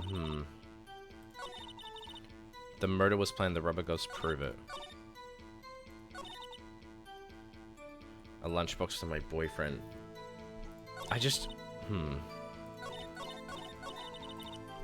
The murder was planned, the rubber gloves prove it. There we go. The no prints. Witness, do you know what this is? Are you trying to test me? I sell I sell box lunches for a living, you know. That's a knife. The knife. The knife that was in Mr. Edgeworth's trunk. Indeed, it is my knife. What's with this case? The bloody murder weapon, a red car, all belonging to the prosecutor there? The defendant is the chief prosecutor for the district, right? Mommy, are prosecutors bad people? God damn it. The defense has a request. We ask that the witness provide an accurate testimony. What's that, rookie? In your testimony, you stated that Lana Skye planned this murder, and that's why she was wearing those special gloves. Seems like a natural conclusion to me. The gloves do indicate planning. However, why would she not also prepare the most important thing, the murder weapon? Oh. This knife just happened to be in the trunk of that car. Ladies and gentlemen, if you're going to plan a murder, you don't forget the weapon. Oh my gosh. Damn. Order! Order! Order! Great, now the tide is turning in our favor. Great show, Mr. Wright. My sister's as good as free. Hello, hello, hello, Reese. Welcome, welcome, welcome. Right. I believe the next lunch you'll be eating is humble pie. What? I hope you weren't deluding yourself into thinking that the tide has turned. Not over such a trifling detail. But this shoots a hole in the whole premeditated theory. Bah. The prosecution could care less if it was premeditated or not. The only one who seems to care is that lunch lady over there. The defendant, Lana Skye, murdered a detective with a knife. That is the only thing the prosecution need prove. Nothing else. Very good, Mr. Prosecutor. I suppose you think you're clever now. But you know as well as I do that she planned on killing him. It was planned. If it wasn't, why would she have been wearing... I believe I'd like to hear your testimony again. Witness, please tell us only what you saw, not what you thought. How dare you? My powers of deduction are not to be underestimated. Really now?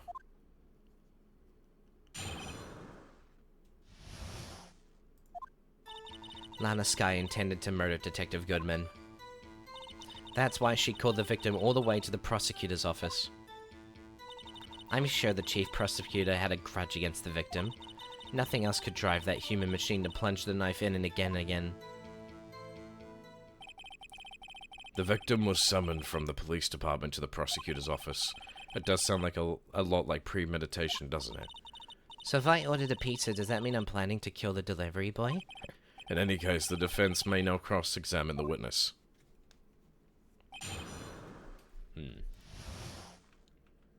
I've decided I will go home instead of training because it's too hot. Ninny, I know exactly what you mean. I'm inside and I'm fucking burning, bro. Like, get the hell out of there. I'm gonna drive home now. Bye-bye, Fortsy and Kiwi. See you, Ninny. Thank you for coming. Lana Skye intended to murder Detective Good. Oh, Reese. Thank you for the gifted sub. I appreciate it. W. Reese. Holy moly. That's why she called the victim all the way to the prophet. Okay, let's start it. Hold it. You said that, but you haven't told us how you know. That's what I'm about to tell you, rookie. I believe what she just said was a mere prelude to the story she's about to tell. Try not to interrupt her again. Rookie. Never interrupt a storyteller. It's like pulling a bun out of the oven half-baked. Something's half-baked here, alright, and it's you. Try not to confuse the defense witness. They're not very quick on their feet. Now, why did you believe the suspect had intentions to murder the victim? Her actions speak for themselves. That's why she called a victim all the way to the prosecutor's office. Fortsy, as a fan of Danganronpa, have you played the Ultra Despair Girls game? No, I have not. Though, I wanted to until I found out what the game was about, and then I was so starved for content, at one point I debated playing it, but I still don't really know what happens in that game. So, you have no proof that Miss Sky called him there. You have no proof that she didn't. Mr. Edgeworth, Forts? There is no record of a call made on the defendant, Miss Lana Sky's phone. She might have written him a letter. Come on, you could have tried public phone first at least. Now that I think about it, why does her OAS out? Why does her OAS out? Wait, sorry, my brain is like fried reading that. Yeah, I get what you mean, Apedia. In any case, the victim came to the prosecutor's.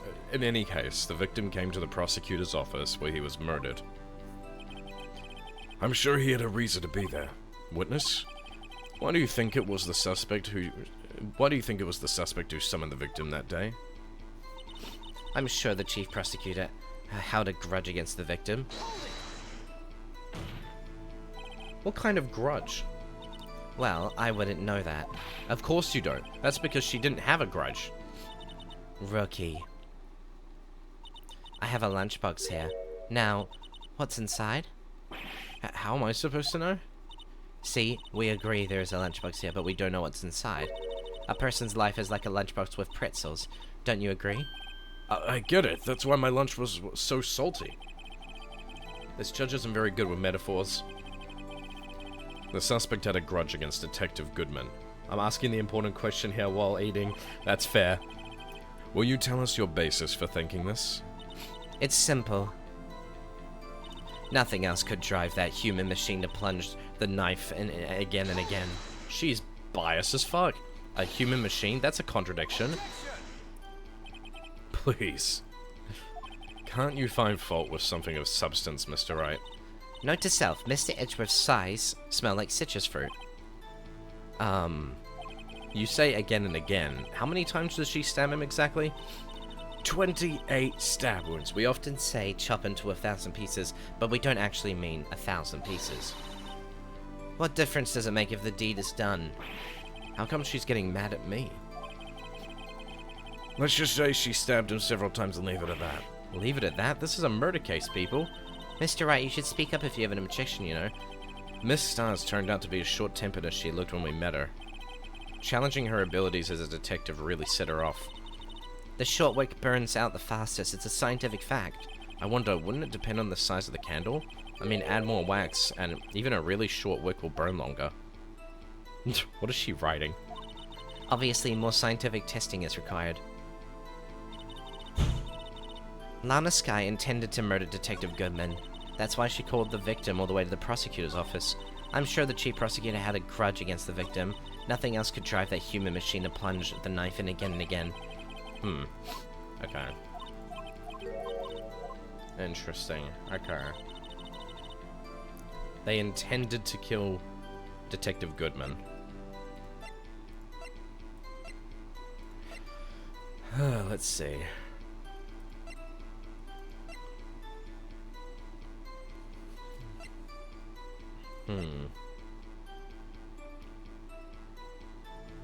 Six 7S 12-2. Property of Lana Sky. Last call made to her sister Emma at 5:18 on the day of the murder. I'm gonna be dealing with this fucking 6-7 shit the whole time, aren't I? That's why she made the victim. She called the victim all the way to the prosecutor's office.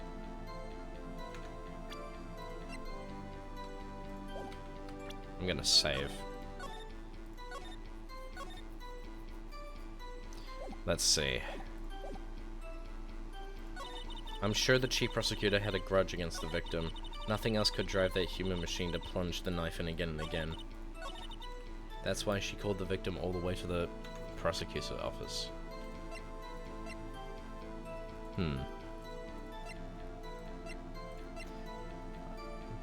Interesting.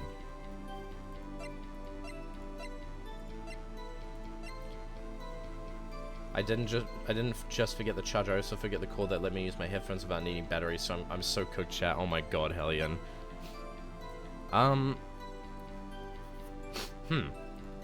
Intriguing.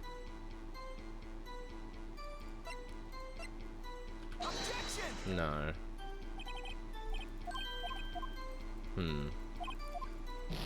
Intriguing.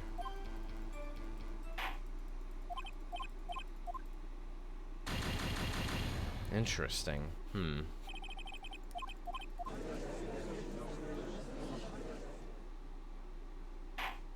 See, the thing is, right, she being the chief prosecutor means that she's, like, in the know with all of those kinds of people, you know what I mean? She would know about that kind of shit. So, of all people to want to just give up, it makes sense. I'm sure the chief prosecutor had a grudge against the victim. Is there any proof of that, though? That's the problem. Nothing else could drive that human machine to plunge the knife in again and again.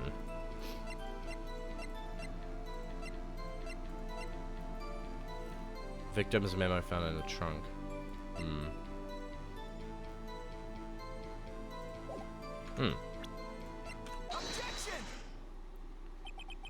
You say she stabbed him again and again, but you couldn't have witnessed that. Are you testing me? Then I'll test you. With my moss surprise. Ooh. I'm afraid the moss is growing under our feet as we wait, Miss Star.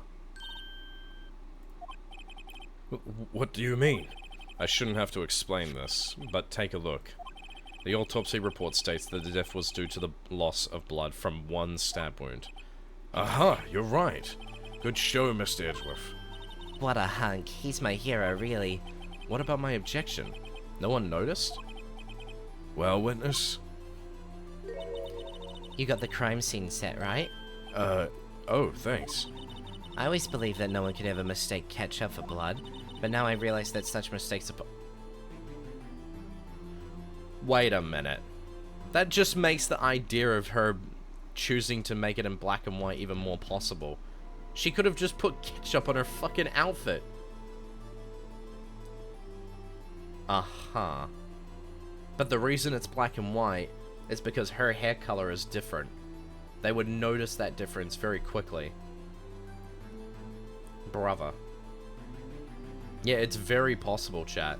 Because the problem is there is no proof as to when this happened. You know what I mean? There is no proof to confirm when she saw the murder happen. Ace Attorney, let's fucking go. Good morning. Hello, Rhizostom. Nice to see you. It's been a little while. And the ketchup color too. Actually, yeah, that's a good point. Hold on. That easily could have just been ketchup. Like, this could just be ketchup. You would think the photo would have a timestamp. Yes. You'd also think, if this was actually, like, real, you would think there would be blood everywhere if they murdered them here. You know what I mean? You'd think there'd be at least some blood on the floor, maybe, or, like, around her. Why is it only on, like, the side of her jacket? And why is it conveniently in shot of the person taking the photo? You know what I mean? It could be taken any time. It's a selective splatter, yes. That only works in favor for the scene of the crime. It's too perfect, in my eyes, to be taken as, like, full evidence. But now I realize that such mistakes are possible. So, You're saying you mistook something for blood? When she lifted her knife, I thought I saw blood at her breast. Splattered blood from her victim. That's why I thought she must have stabbed him at least twice. Then tell us what you saw that you thought was blood. Testify. Her red muffler looked like blood to me. That's how ghastly the whole scene was. Her red muffler? Yes, like a scarf. The chief prosecutor always wears one around her neck, so she can be easily hanged in a moment's notice, I suppose. She's right. Miss Sky was wearing a red scarf, wasn't she? This child is making me hungry. I'm gonna go eat now, bear it back, take care everyone, and have fun. No worries, Crip Walker, thank you. But wait, isn't it odd that you mistook that for blood, splattered blood? Well, people often mistake my beard For a bib. A judge with a bib. That's why this place feels so much like kindergarten sometimes. That's crazy. Headphones lurking. I'll lurk for now. See you, chat. That's alright, Hellion. Thank you. Have a good one. Actually, I do think I saw some traces of blood on her chest.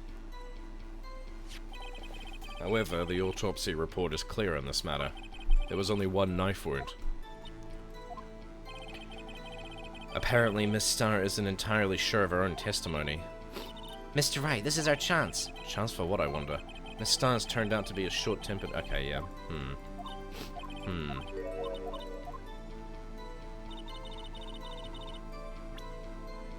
That's an important discrepancy, though, because if she says that, that implies that she's wearing the scarf in the photo.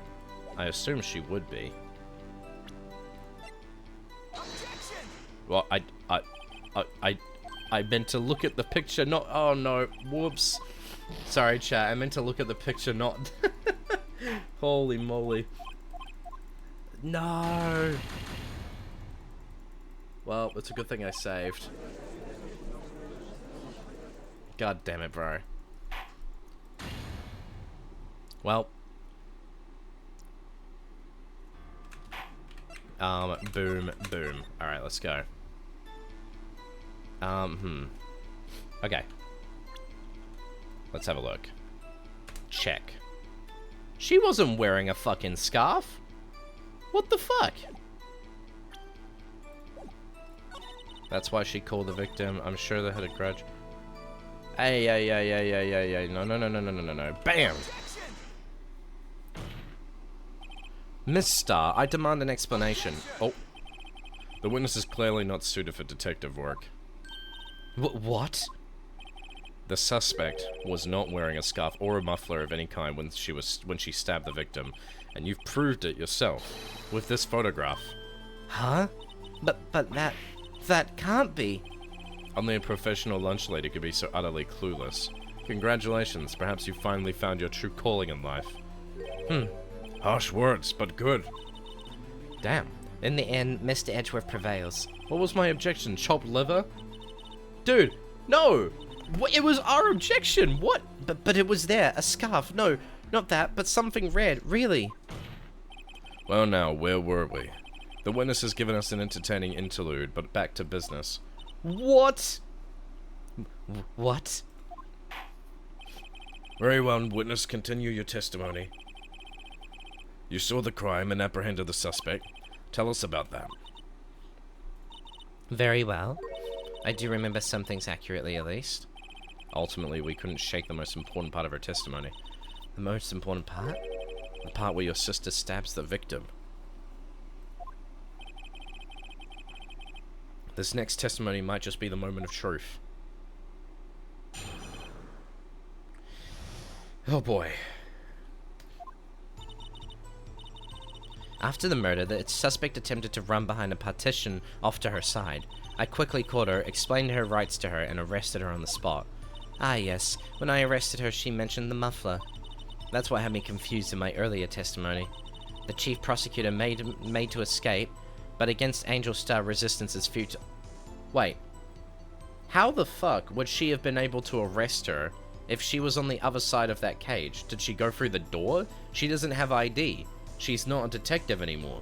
Hasn't been for 2 years. The chief prosecutor made to escape, but against Angel Star, resistance is futile. Okay.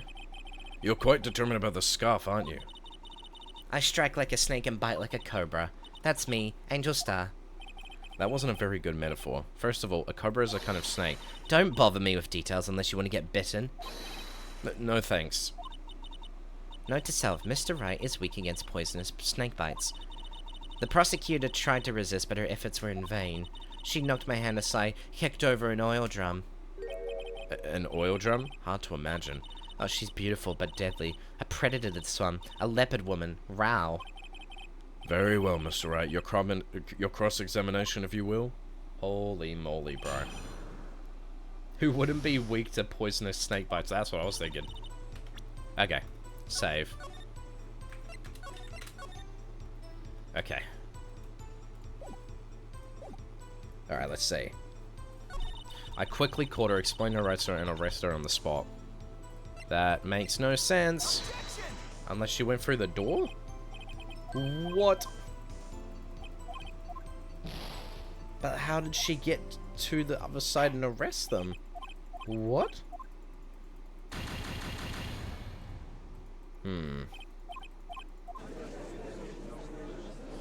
Wait, did I object to any of her statements? Don't know if I did. I don't think I did. I think I just went straight in for the kill count. Okay, let me object. So where is this partition on the floor plans? I'm sure she means this wall next to the car. That's right. There was a wall there, about 6 feet high. She was obviously trying to hide herself. Quite a natural thing for a criminal to do. And what did you do then? Yo! Oh my god, yes, we have our new raid thing. Hello, new Kiwis. Hello, the bombs come flying in. Welcome, raiders. Welcome. Oh my goodness. Holy moly. Hello, raiders. Hello. Welcome to the chat. Welcome. Thank you for the raid. I appreciate it. Not the bombs. Run for cover. Bro, we got nuked. Welcome, raiders. Welcome. How was your stream? Take cover, Hunty. Hello, Earth Druid Wolf. Hello. First time chat from a raider. Welcome. Nice to have you here. We are currently in the middle of Ace Attorney. Having a lot of fun here. Raiders. I got double bombed. Who nuked us? That's what happens when you get raided, chat. Bombs come flying down and blow everybody up. It's a lot of fun. Hi. Welcome. I quickly caught her, explained her rights to her, and arrested her on the spot. Thank you for the follow, really appreciate it, Earth Druid Wolf. Thank you. Hold it. You say quickly, were you close to the suspect?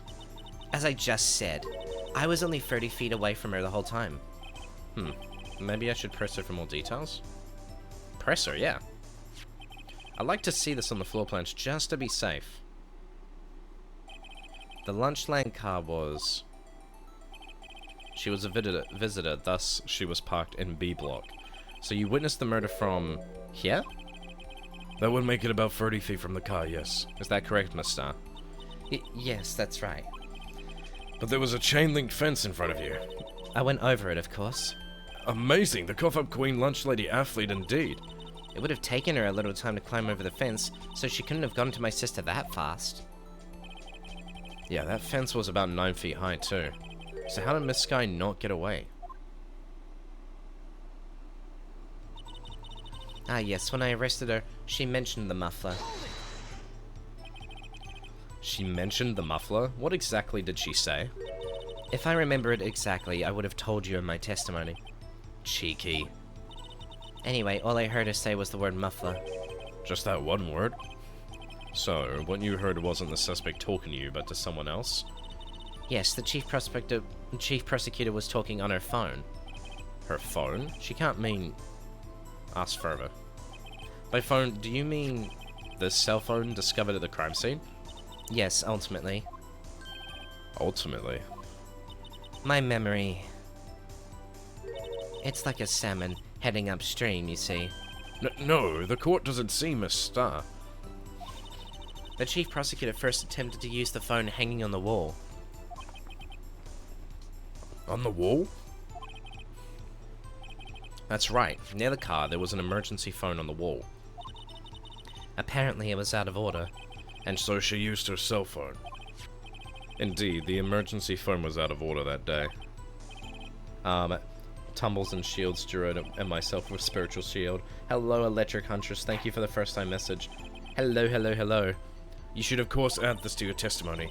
The things I do to please this rookie defense attorney. The word muffler was said over the phone. Interesting. I saw it all. How she tried the phone on the wall but had to use her cell instead. Do you think you could restate your testimony for the court? Aha! I was going to ask the same thing. I'll only say this one time, so listen close, rookies.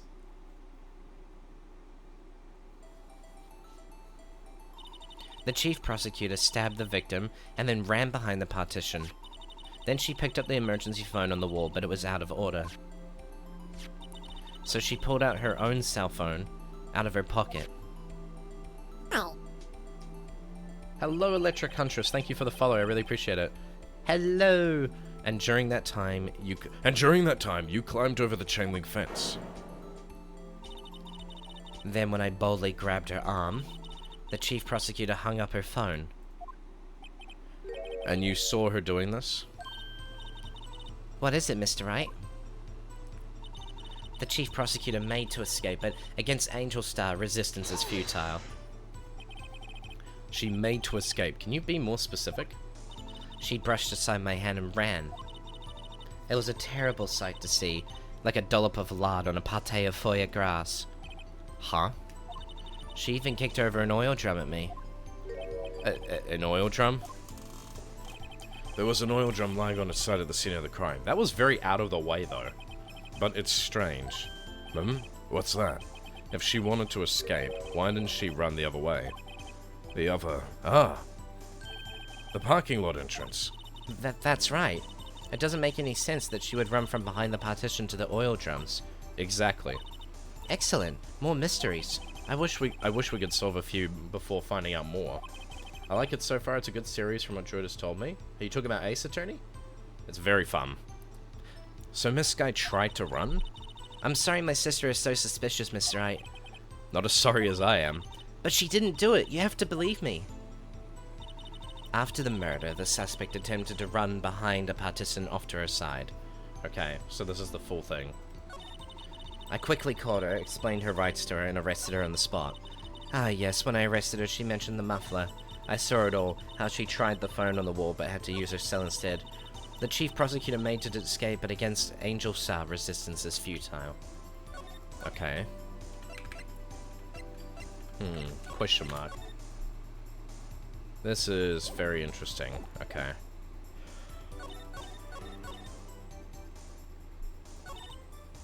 Let's see. I quickly called her, explained her rights to her, and arrested her on the spot, okay? After the murder, the suspect attempted to run behind a partition off to her side.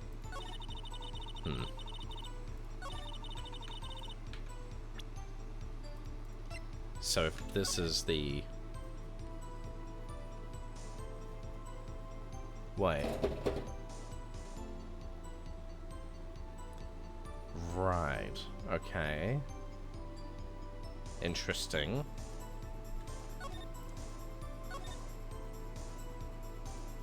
That's weird, though, because how would she have known they were not going to the door or the security room? Or, better yet, going to the phone? That makes no sense. What? Wait. I quickly caught... Wait. Yeah, they tried to run petition off to their side. How she tried the phone a little but had to use her cell instead. I saw it all. How she... Objection! There we go. Miss Star, I have to conclude that you have a personal grudge against Miss Lana Sky. Objection! The witness is a former detective. Her testimony is unmarred by personal bias. Well, who would have thought you would be my knight in shining armor, prosecutor? You who, together with the chief prosecutor, kicked me out 2 years ago. Oh god, that is a strong motive. That's a really strong motive. What the fuck? Hold on. wait a second. Wait a second. Oh no. Oh no. Well, Miss Star, this is a fatal contradiction with your testimony. How do you explain this? I don't know what you're talking about. Mess with me and I'll make you cough it all up. Let's look at the floor plans. You said you witnessed the crime from this point. However, if that's true, you couldn't possibly have seen Miss Sky making that phone call. I believe you see what I'm getting at. That emergency phone was on the backside of this petition. If indeed you were in B block, you couldn't have seen it. What? Order! Order! What is the meaning of this? Good morning, Fortsy and Kiwis. How are you today? It's good. It's simple, Your Honor. She's not coughing up lunch. She's coughing up lies. That's quite a claim, Mr. Wright. Perhaps you will allow me a question? Tell us exactly what lie this witness has told the court. Here's what the counterattack begins. I can't afford to get this wrong. Oh no. What she saw, where she saw it, the order of events. Oh, don't do that to me.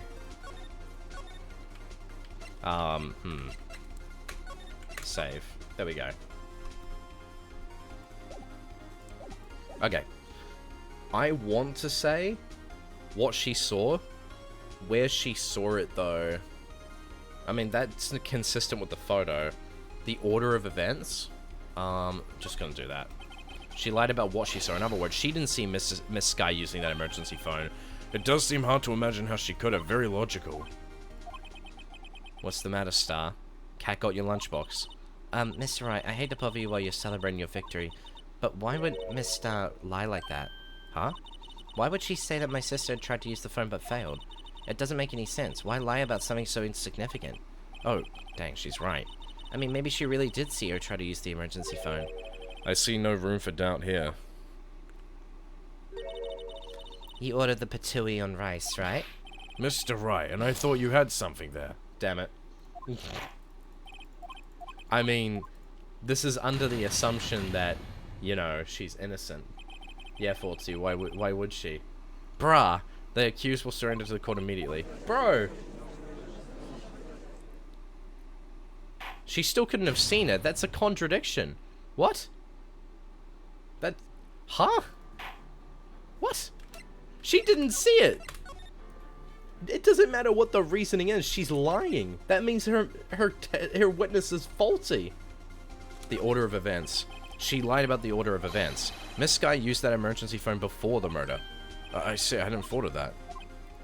That took the wind out of her sails. Mr. I had probably... Oh, no. Why would anyone use the emergency phone before the murder? Huh? Just when you think he can't get sink any lower, he amazes us. I applaud you, Mr. Wright. You ordered the orange peel lunchbox, right?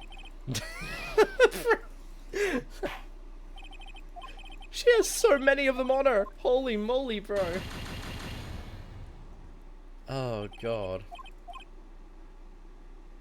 Dude.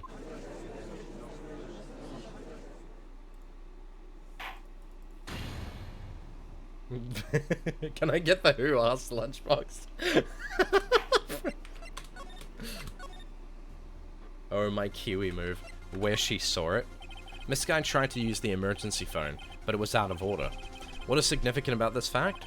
Nothing. Therefore, it would be pointless for Miss Star to lie about it. Pointless to lie? I mean, pointless to lie, I see.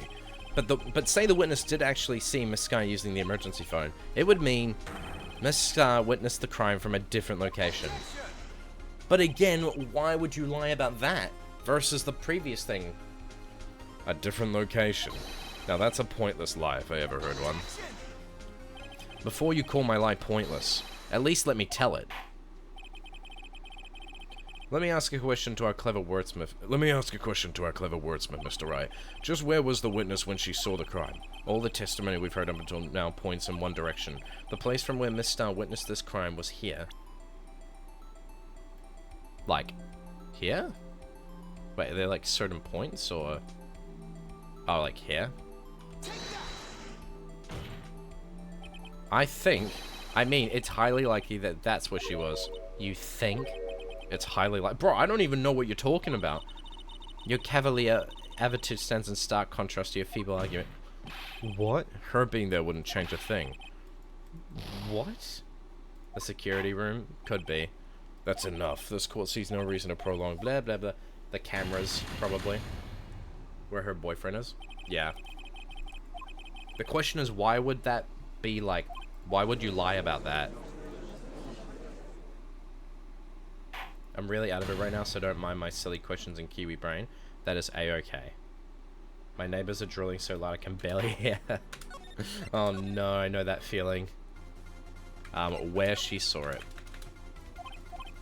Never mind, class finalists are gonna lurk now. Bye, Chad and Bossman. Be evil for me, my Kiwis. That's fucked up, Hellion. Objection! Bam, bam, ba-bam, bam, bam, ba-bam. Oh, yeah? Whoa, whoa, bam!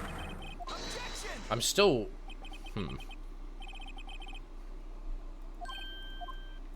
Bum bum. Yeah, they had to... They had to have a good reason to commit perjury. The question is, what reason? I thought the one they said the angle was going to be regarding the photo.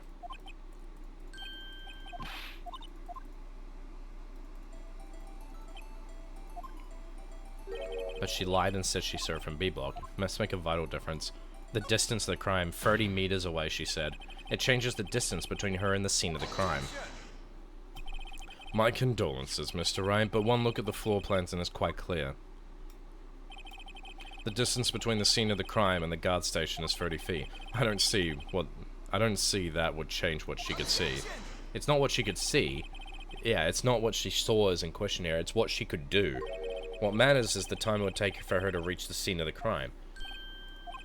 Miss Starr, you witnessed the crime from the security guard station. Now, how long did it take you to go from there to the scene of the crime where you arrested Miss Skye? Well, witness? You Yes? ordered the squid wheels, right? Squid wheels? The quality of my lunches has gone from low to inedible. I was bringing a PB&J's lunch with my fresh boysenberry jam to my boyfriend. Boysenberry for the boyfriend. He wasn't in the station, so I waited. I witnessed the crime from the glass-walled station.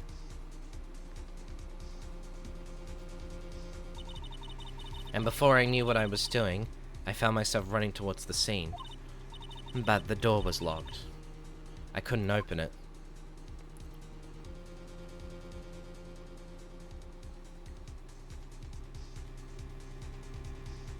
I have to go to class now. Bye, everyone. CSF. That's why I had to go through the visitors' parking in B block. That's quite a detour. It probably took me at least 5 minutes to get to the scene of the crime. For 5 minutes? This changes things considerably. But it was that woman over there in the defendant's chair who stabbed him. I know it. I have photographic evidence. I swear it. I swear it on my finest plastic spork. You have a point, and the spork is a wonderful invention. Would you like another caviar lunch? Absolutely. Uh-oh. Mr. Wright, you have to do something. Do I have any evidence to stop this? Raise an objection. 5 minutes between the witnessing of the murder and the arrest. Think about it. Yeah, the photo. You can make pasta in that amount of time. If you like it al dente. Yeah, the photo. I've got lunchboxes that tie pasta into knots, rookie. A 5-minute blank. Isn't that strange? Strange. If you were a criminal, what would you do with 5 minutes, Your Honor? Well, I guess I'd flee the scene. Hey, don't get the wrong idea. I didn't kill anyone. Wait, what? Huh? But you have the instincts of a killer. You would run, but this time was different. Miss Skye dawdled at the scene of the crime. She'd even had her picture taken. No true criminal would act this way. It's inconceivable.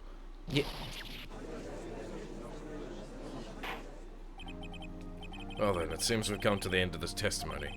The witness has a grudge against the defendant and a blank in her testimony. I think there's more to it than just this, chat. I think there's more to her story. I'm gonna be real. But I ain't got the proof for that, so... Holy shit, chat. We've nearly been going for 3 hours. This game just flies by. What the fuck? Holy shit, bro. Oh my god. I've never realized how fast an Ace Attorney stream goes until I, like, look down. 3 hours of fun. Yeah, it's been fun. Mr. Edgeworth, is the next witness ready to go? Unfortunately, I appear to have overestimated this witness on account of her professional history. We did it. We screwed that can shut, Mr. Wright. But that was too close.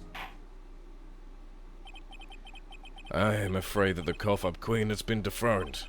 And with that, court is adjourned. Hold it. What? Mr. Edgeworth, you ordered the squiddios, right? That's the one she tried to foist off on me. I prefer not to take the defense's team's leftovers. Anything else to say?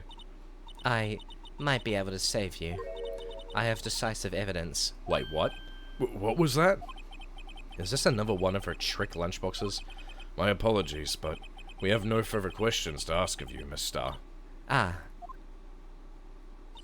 Is this your jumbo lunchbox? Woohoo! A triple-decker! Oh my fucking god.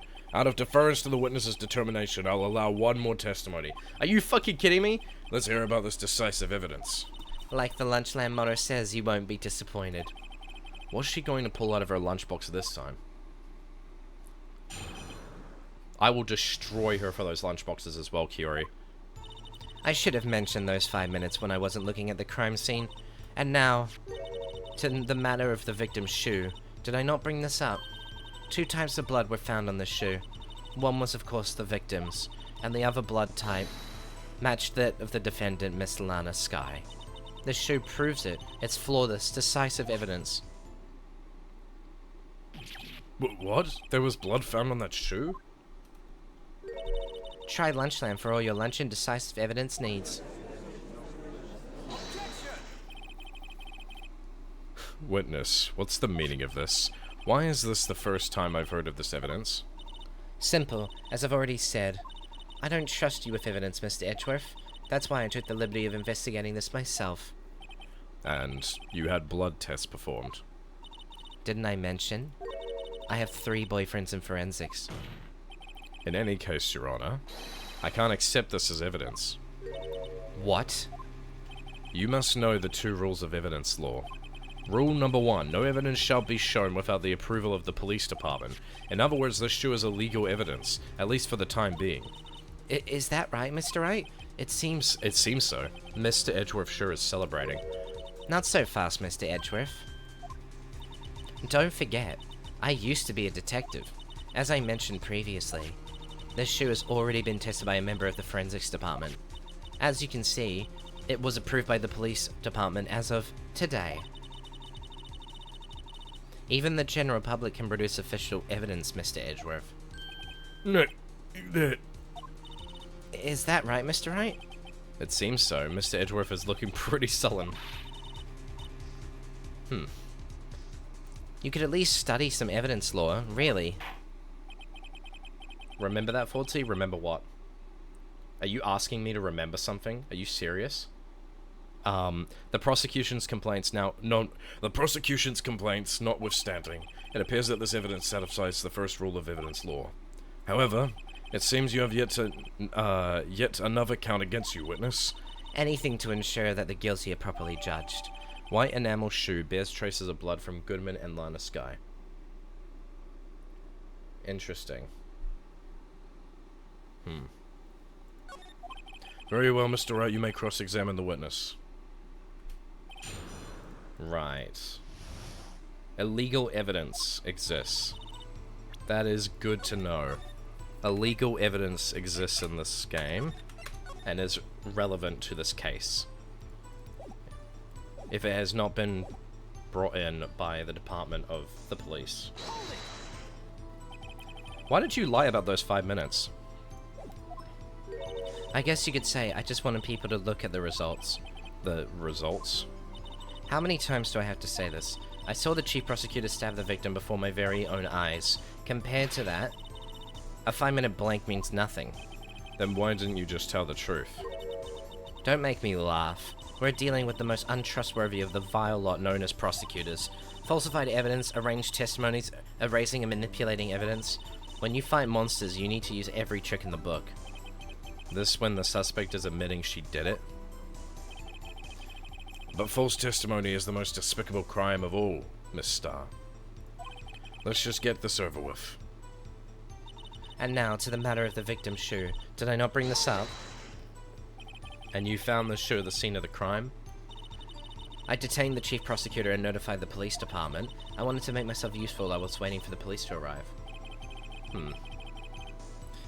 So, like an ill-trained pooch, you snuck off with a shoe. I was afraid someone would erase the chief prosecutor's crime. This shoe was my secret weapon if should that happen. See this fashionable basket I have here? It carries more than lunchboxes, gentlemen. I'm happy for you and your lunchbox bag, really. In any case, you removed valuable evidence from the scene of the crime. Now tell us what you did next. 2 types of blood were found on the shoe. One, of course, was the victim's. So you brought it to the forensics department. If you're going to submit something as evidence in court, you need it approved. To do that, evidence must be analyzed by a forensics expert. And she got away with her little coup because she used to be a detective. The shoe does appear to have been bloodstains on it. Well, the man was stabbed after all. And that blood belonged to the victim, Detective Goodman? As I said, there were 2 types of blood found on the shoe. And the other blood type matched that of the defendant, Miss Lana Skye. You can't say for sure the blood belonged to the defendant with a blood test. You claim to know something about blood tests, Ricky? Huh? Well, speak up. Well, blood comes in 4 types, A, B, O, and AB. However, you can't tell from a blood test whether a murder was committed in cold blood. That's just a figure of speech, Mr. Wright. Actually, we can differentiate between millions of types of all the blood tests out there, which means we can more or less narrow any sample of blood down to just one person. Or so I hear. That's pretty specific. If I had a little more time, I would have gotten DNA test results, but they said there's very little doubt it could be anyone but Lana Skye's. So the suspect's blood was found on the victim's shoe. That ties her directly to the death of Detective Goodman. Interesting. I was afraid he was going to say that. It's still illegal evidence. We shouldn't be treating this like it's confirmed and factual because... This shoe proves it. It's flawless, decisive evidence. She seems like the type that would manipulate anyone to get this evidence to work. Like, even... Like, if she has a boyfriend in the forensics department, she could easily get these corrupt-ass motherfuckers to follow her, like, her word. I can't let evidence go through without a fight. You ordered the peppered fish guts, right? What the fuck? Some like a hot Mr. Wright, some like your client. She's in enough hot water to make a whole vat of soup. Mr. Wright, do you or do you not have a problem with the shoe? A problem? This is critical. Is there a problem with the victim's shoe? Yes. If I'm not imagining things, I'd say there's one critical problem with this evidence. A clear contradiction. That gleam in your eyes. You're still young, rookie. I'd give you a peppered fish gut now. But you couldn't take the heat, could you? Let's hear what Mr. Wright has to say. What is contradictory about the victim's shoe? Show us the problem with this evidence. Oh no.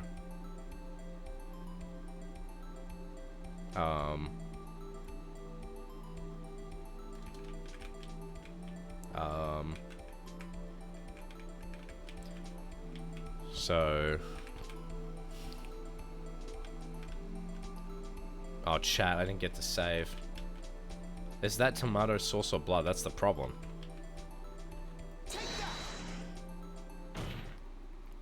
I wonder if you noticed, because in the photo, right, there was no blood on the floor. Remember how we all decided that already?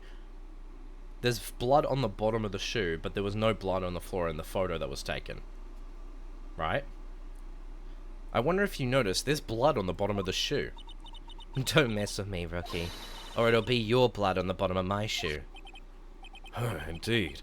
There is quite a lot of blood on the bottom of the shoe. It makes sense. The victim was stabbed with a knife.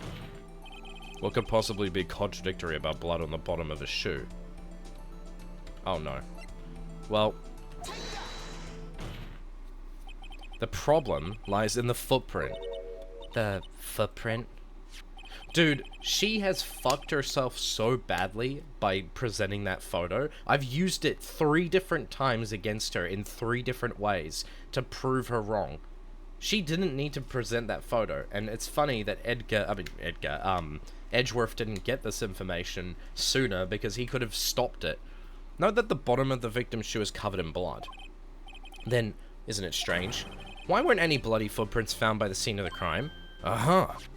As you can see, there were no traces of any such footprints at the scene of the crime.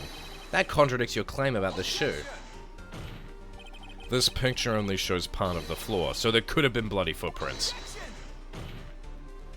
Then where are they, Mr. Edgeworth? Because we checked the scene and found nothing of the sort. Order! Order! Order! Well, witness, I'm saving this. You just fucking yourself more and more right now. What? Huh? Great going, Mr. Wright, but it's true that the lack of a footprint is a contradiction. But then we have to ask, why wasn't there a footprint? Oh. That's true. There has to be a reason why there wasn't a footprint. Think, Mr. Wright, think. I don't know why it's not there. I'm just good at finding contradictions. What?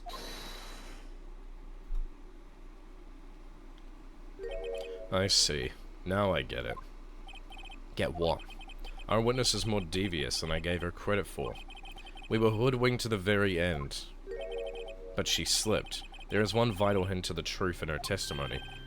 What are you talking about? Think back to when she told us about apprehending the suspect. The chief prosecutor tried to resist, but her efforts were in vain. She knocked my hand aside, kicked over an oil drum. Oh, she's beautiful but deadly. A predator, this one. A leopard woman. I thought that was a strange thing for the normally cool-headed chief to do. No kidding. Now, witness, allow me to ask a very simple question. This oil drum, was it empty? Oh, that? I'm not sure I like your attitude, Mr. Edgeworth.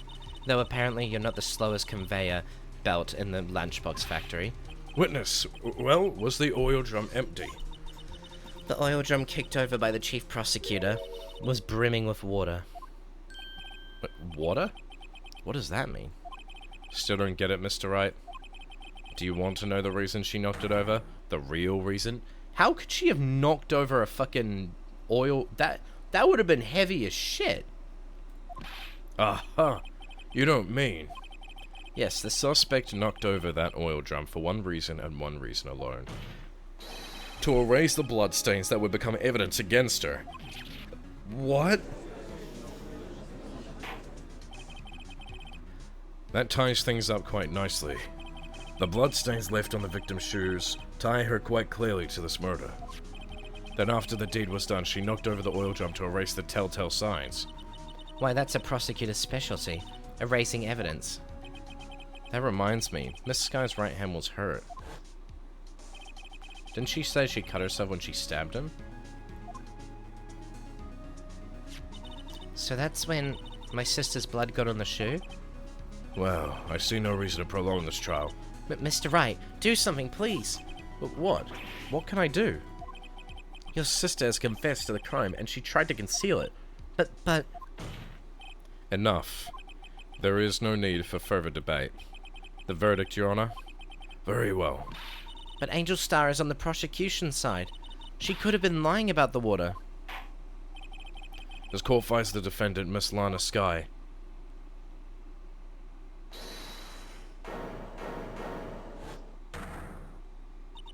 Little girl, what did you just say? Huh? Me? Did you just say I, Angel Star, was on the prosecution side? Well, yeah, you are.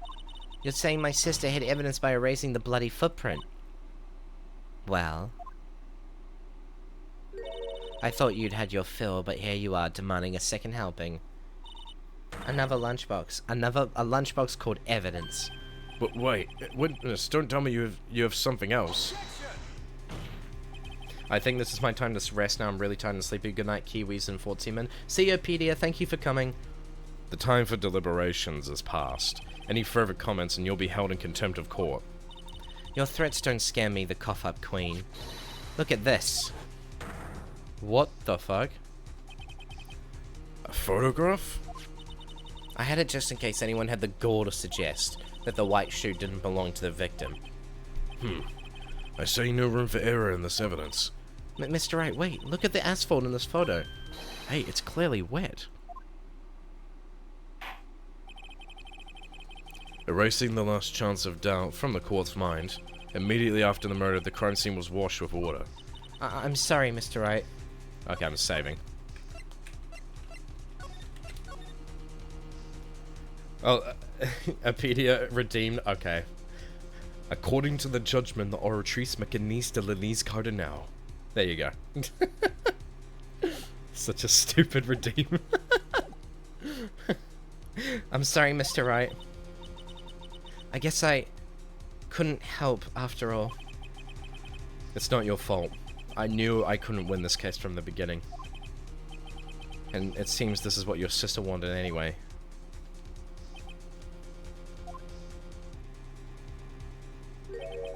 I'm sorry, Mia.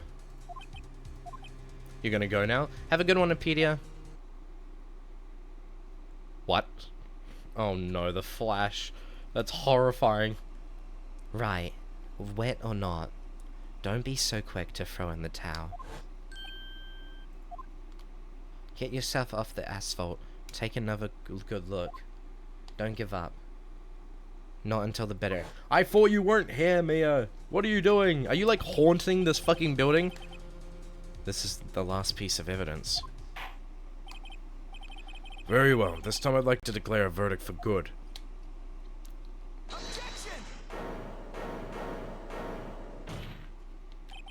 Your Honor, wait. What is it with you people? Can't I hand down my verdicts in peace anymore? Whatever it is, can it wait? No, it can't. Then it'll be too late. Look at this photograph, the last one submitted. This trial isn't over until we give each piece of evidence proper consideration. So, right. Are you saying there's a problem with this latest piece of evidence? Yeah, I'll think later. Yeah, there's a problem. Right or wrong, I've got to go ahead with this. I suppose since we've come this far, we should give every claim a fair shake. Very well, Mr. Wright. Show the court.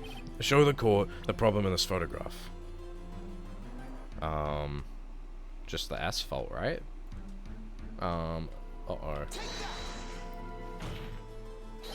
Well, it's probably here, don't you think? I'm confused. As your elder, Mr. Wright, let me give you a piece of advice. When you point at something, at least remember to keep your eyes open. Uh-oh. Oh, thank God. Okay. The next one is the tailpipe here. The problem in this photograph is here. What's this? There's something poking out of the car's muffler. Wait just a moment, Mr. Edgeworth. Your Honor? You just said muffler. However, I see no trace of a muffler or scarf of any kind to this photograph. A muffler is also part of a car or motorcycle, Your Honor. Just think of it as part of the exhaust system, a pipe. I see. What's that suspicious-looking cloth sticking out of the car's muffler? Huh. So what if there is something sticking out of the muffler? What does that have to do with this case? Nothing. Absolutely nothing. Sorry, Miss Starr, but it's not going to be that easy. In fact, you've already told us why this is important to the case. You said as much in your testimony. What? Let's hear what Mr. Ray has on his mind. Tell us why you think this piece of cloth in the muffler is related to the case. The phone? Miss Starr, recall your testimony for the court. Ah yes, when I arrested her, she mentioned the muffler. That's what had me confused in my earlier testimony. Muffler. Ah, yeah. Could it be that the muffler you heard mentioned was actually this exhaust pipe? If so, that means this piece of cloth is vital evidence. Oh.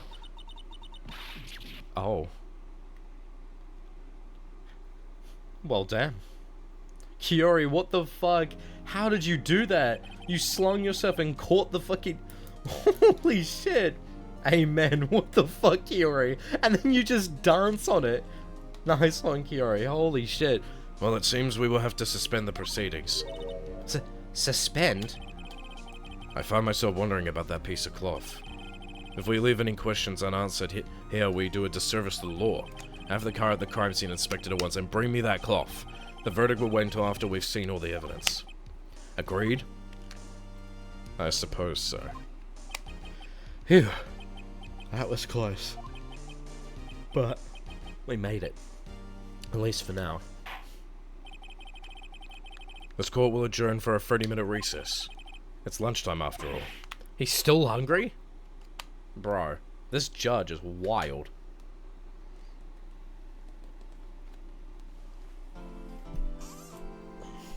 Hungry. Okay, chat. I think this is actually the perfect point to end the stream today. We've gotten through what I'm going to assume is a good little chunk of the case. We've probably got, like, based on the fact that I was told that this is a 10-hour case, probably like 2, maybe 3 more streams, that depends. But I will be getting through as much of this as I'm able to over the next few days. I mean, next few weeks, sorry. Yippee, this has been a very fun stream. Yeah, I'm excited to do a lot more Ace Attorney again. It's been a little while. Hey, Dratesy. Okay, I'm on it, boss. 1 second, sorry. Very excited to get back into this. And thank you for the stream, of course, absolutely. Thank you for the stream format, absolutely, guys. I'm glad that I was able to provide some fun streaming today. Thanks for the fun voice acting stream, of course, absolutely. Chat, just to let you guys all know, tomorrow we have got, where is it? There it is. Just to let everyone know, tomorrow we have got an offline day yet again. This isn't typical of me. I'm just taking tomorrow off for personal reasons, because I'll be busy. And then I will be back on Saturday for King of the Castle. Now, I wanted to let everybody know that over the next week or so, I'm actually going to be having a, I'm going to have a, some 35% off sub chats, but I know that a lot of people are preparing for the subathon or for my birthday, so I am aware of that, and I'm kind of keeping that in mind, so I'm not doing them too often. But if anyone is interested, I do have 35% off streams coming very soon. That's going to be a lot of fun. I'm really excited for that.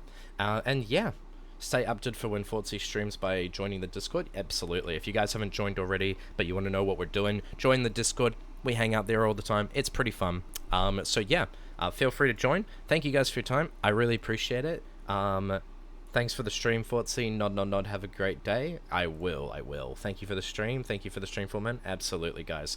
Thank you for your time. I really appreciate it. Awesome having all of you here. And just so you guys know, obviously, we have our sub goals at the top, we have our donor goals at the top, and we will continue working towards those. I'm really excited for the subathon. Check out Fortsy's newest short while he's offline. Yeah, on YouTube. Thumbs up. I send a DM with art. Do it on Discord if you're interested. Feel free to put it in the art chat. I definitely look in the art chat all the time. So, thumbs up. Thank you guys so much. I really appreciate it. I'm going to drop you guys off at someone that you guys all know, called Tay. We're gonna raid Tay, guys. Let's fucking do it. Let's do it. We're raiding Tay.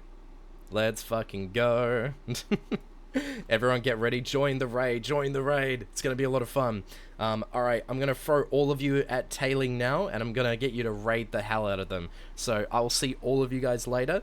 Have a good one. Take care, everyone, and bye-bye.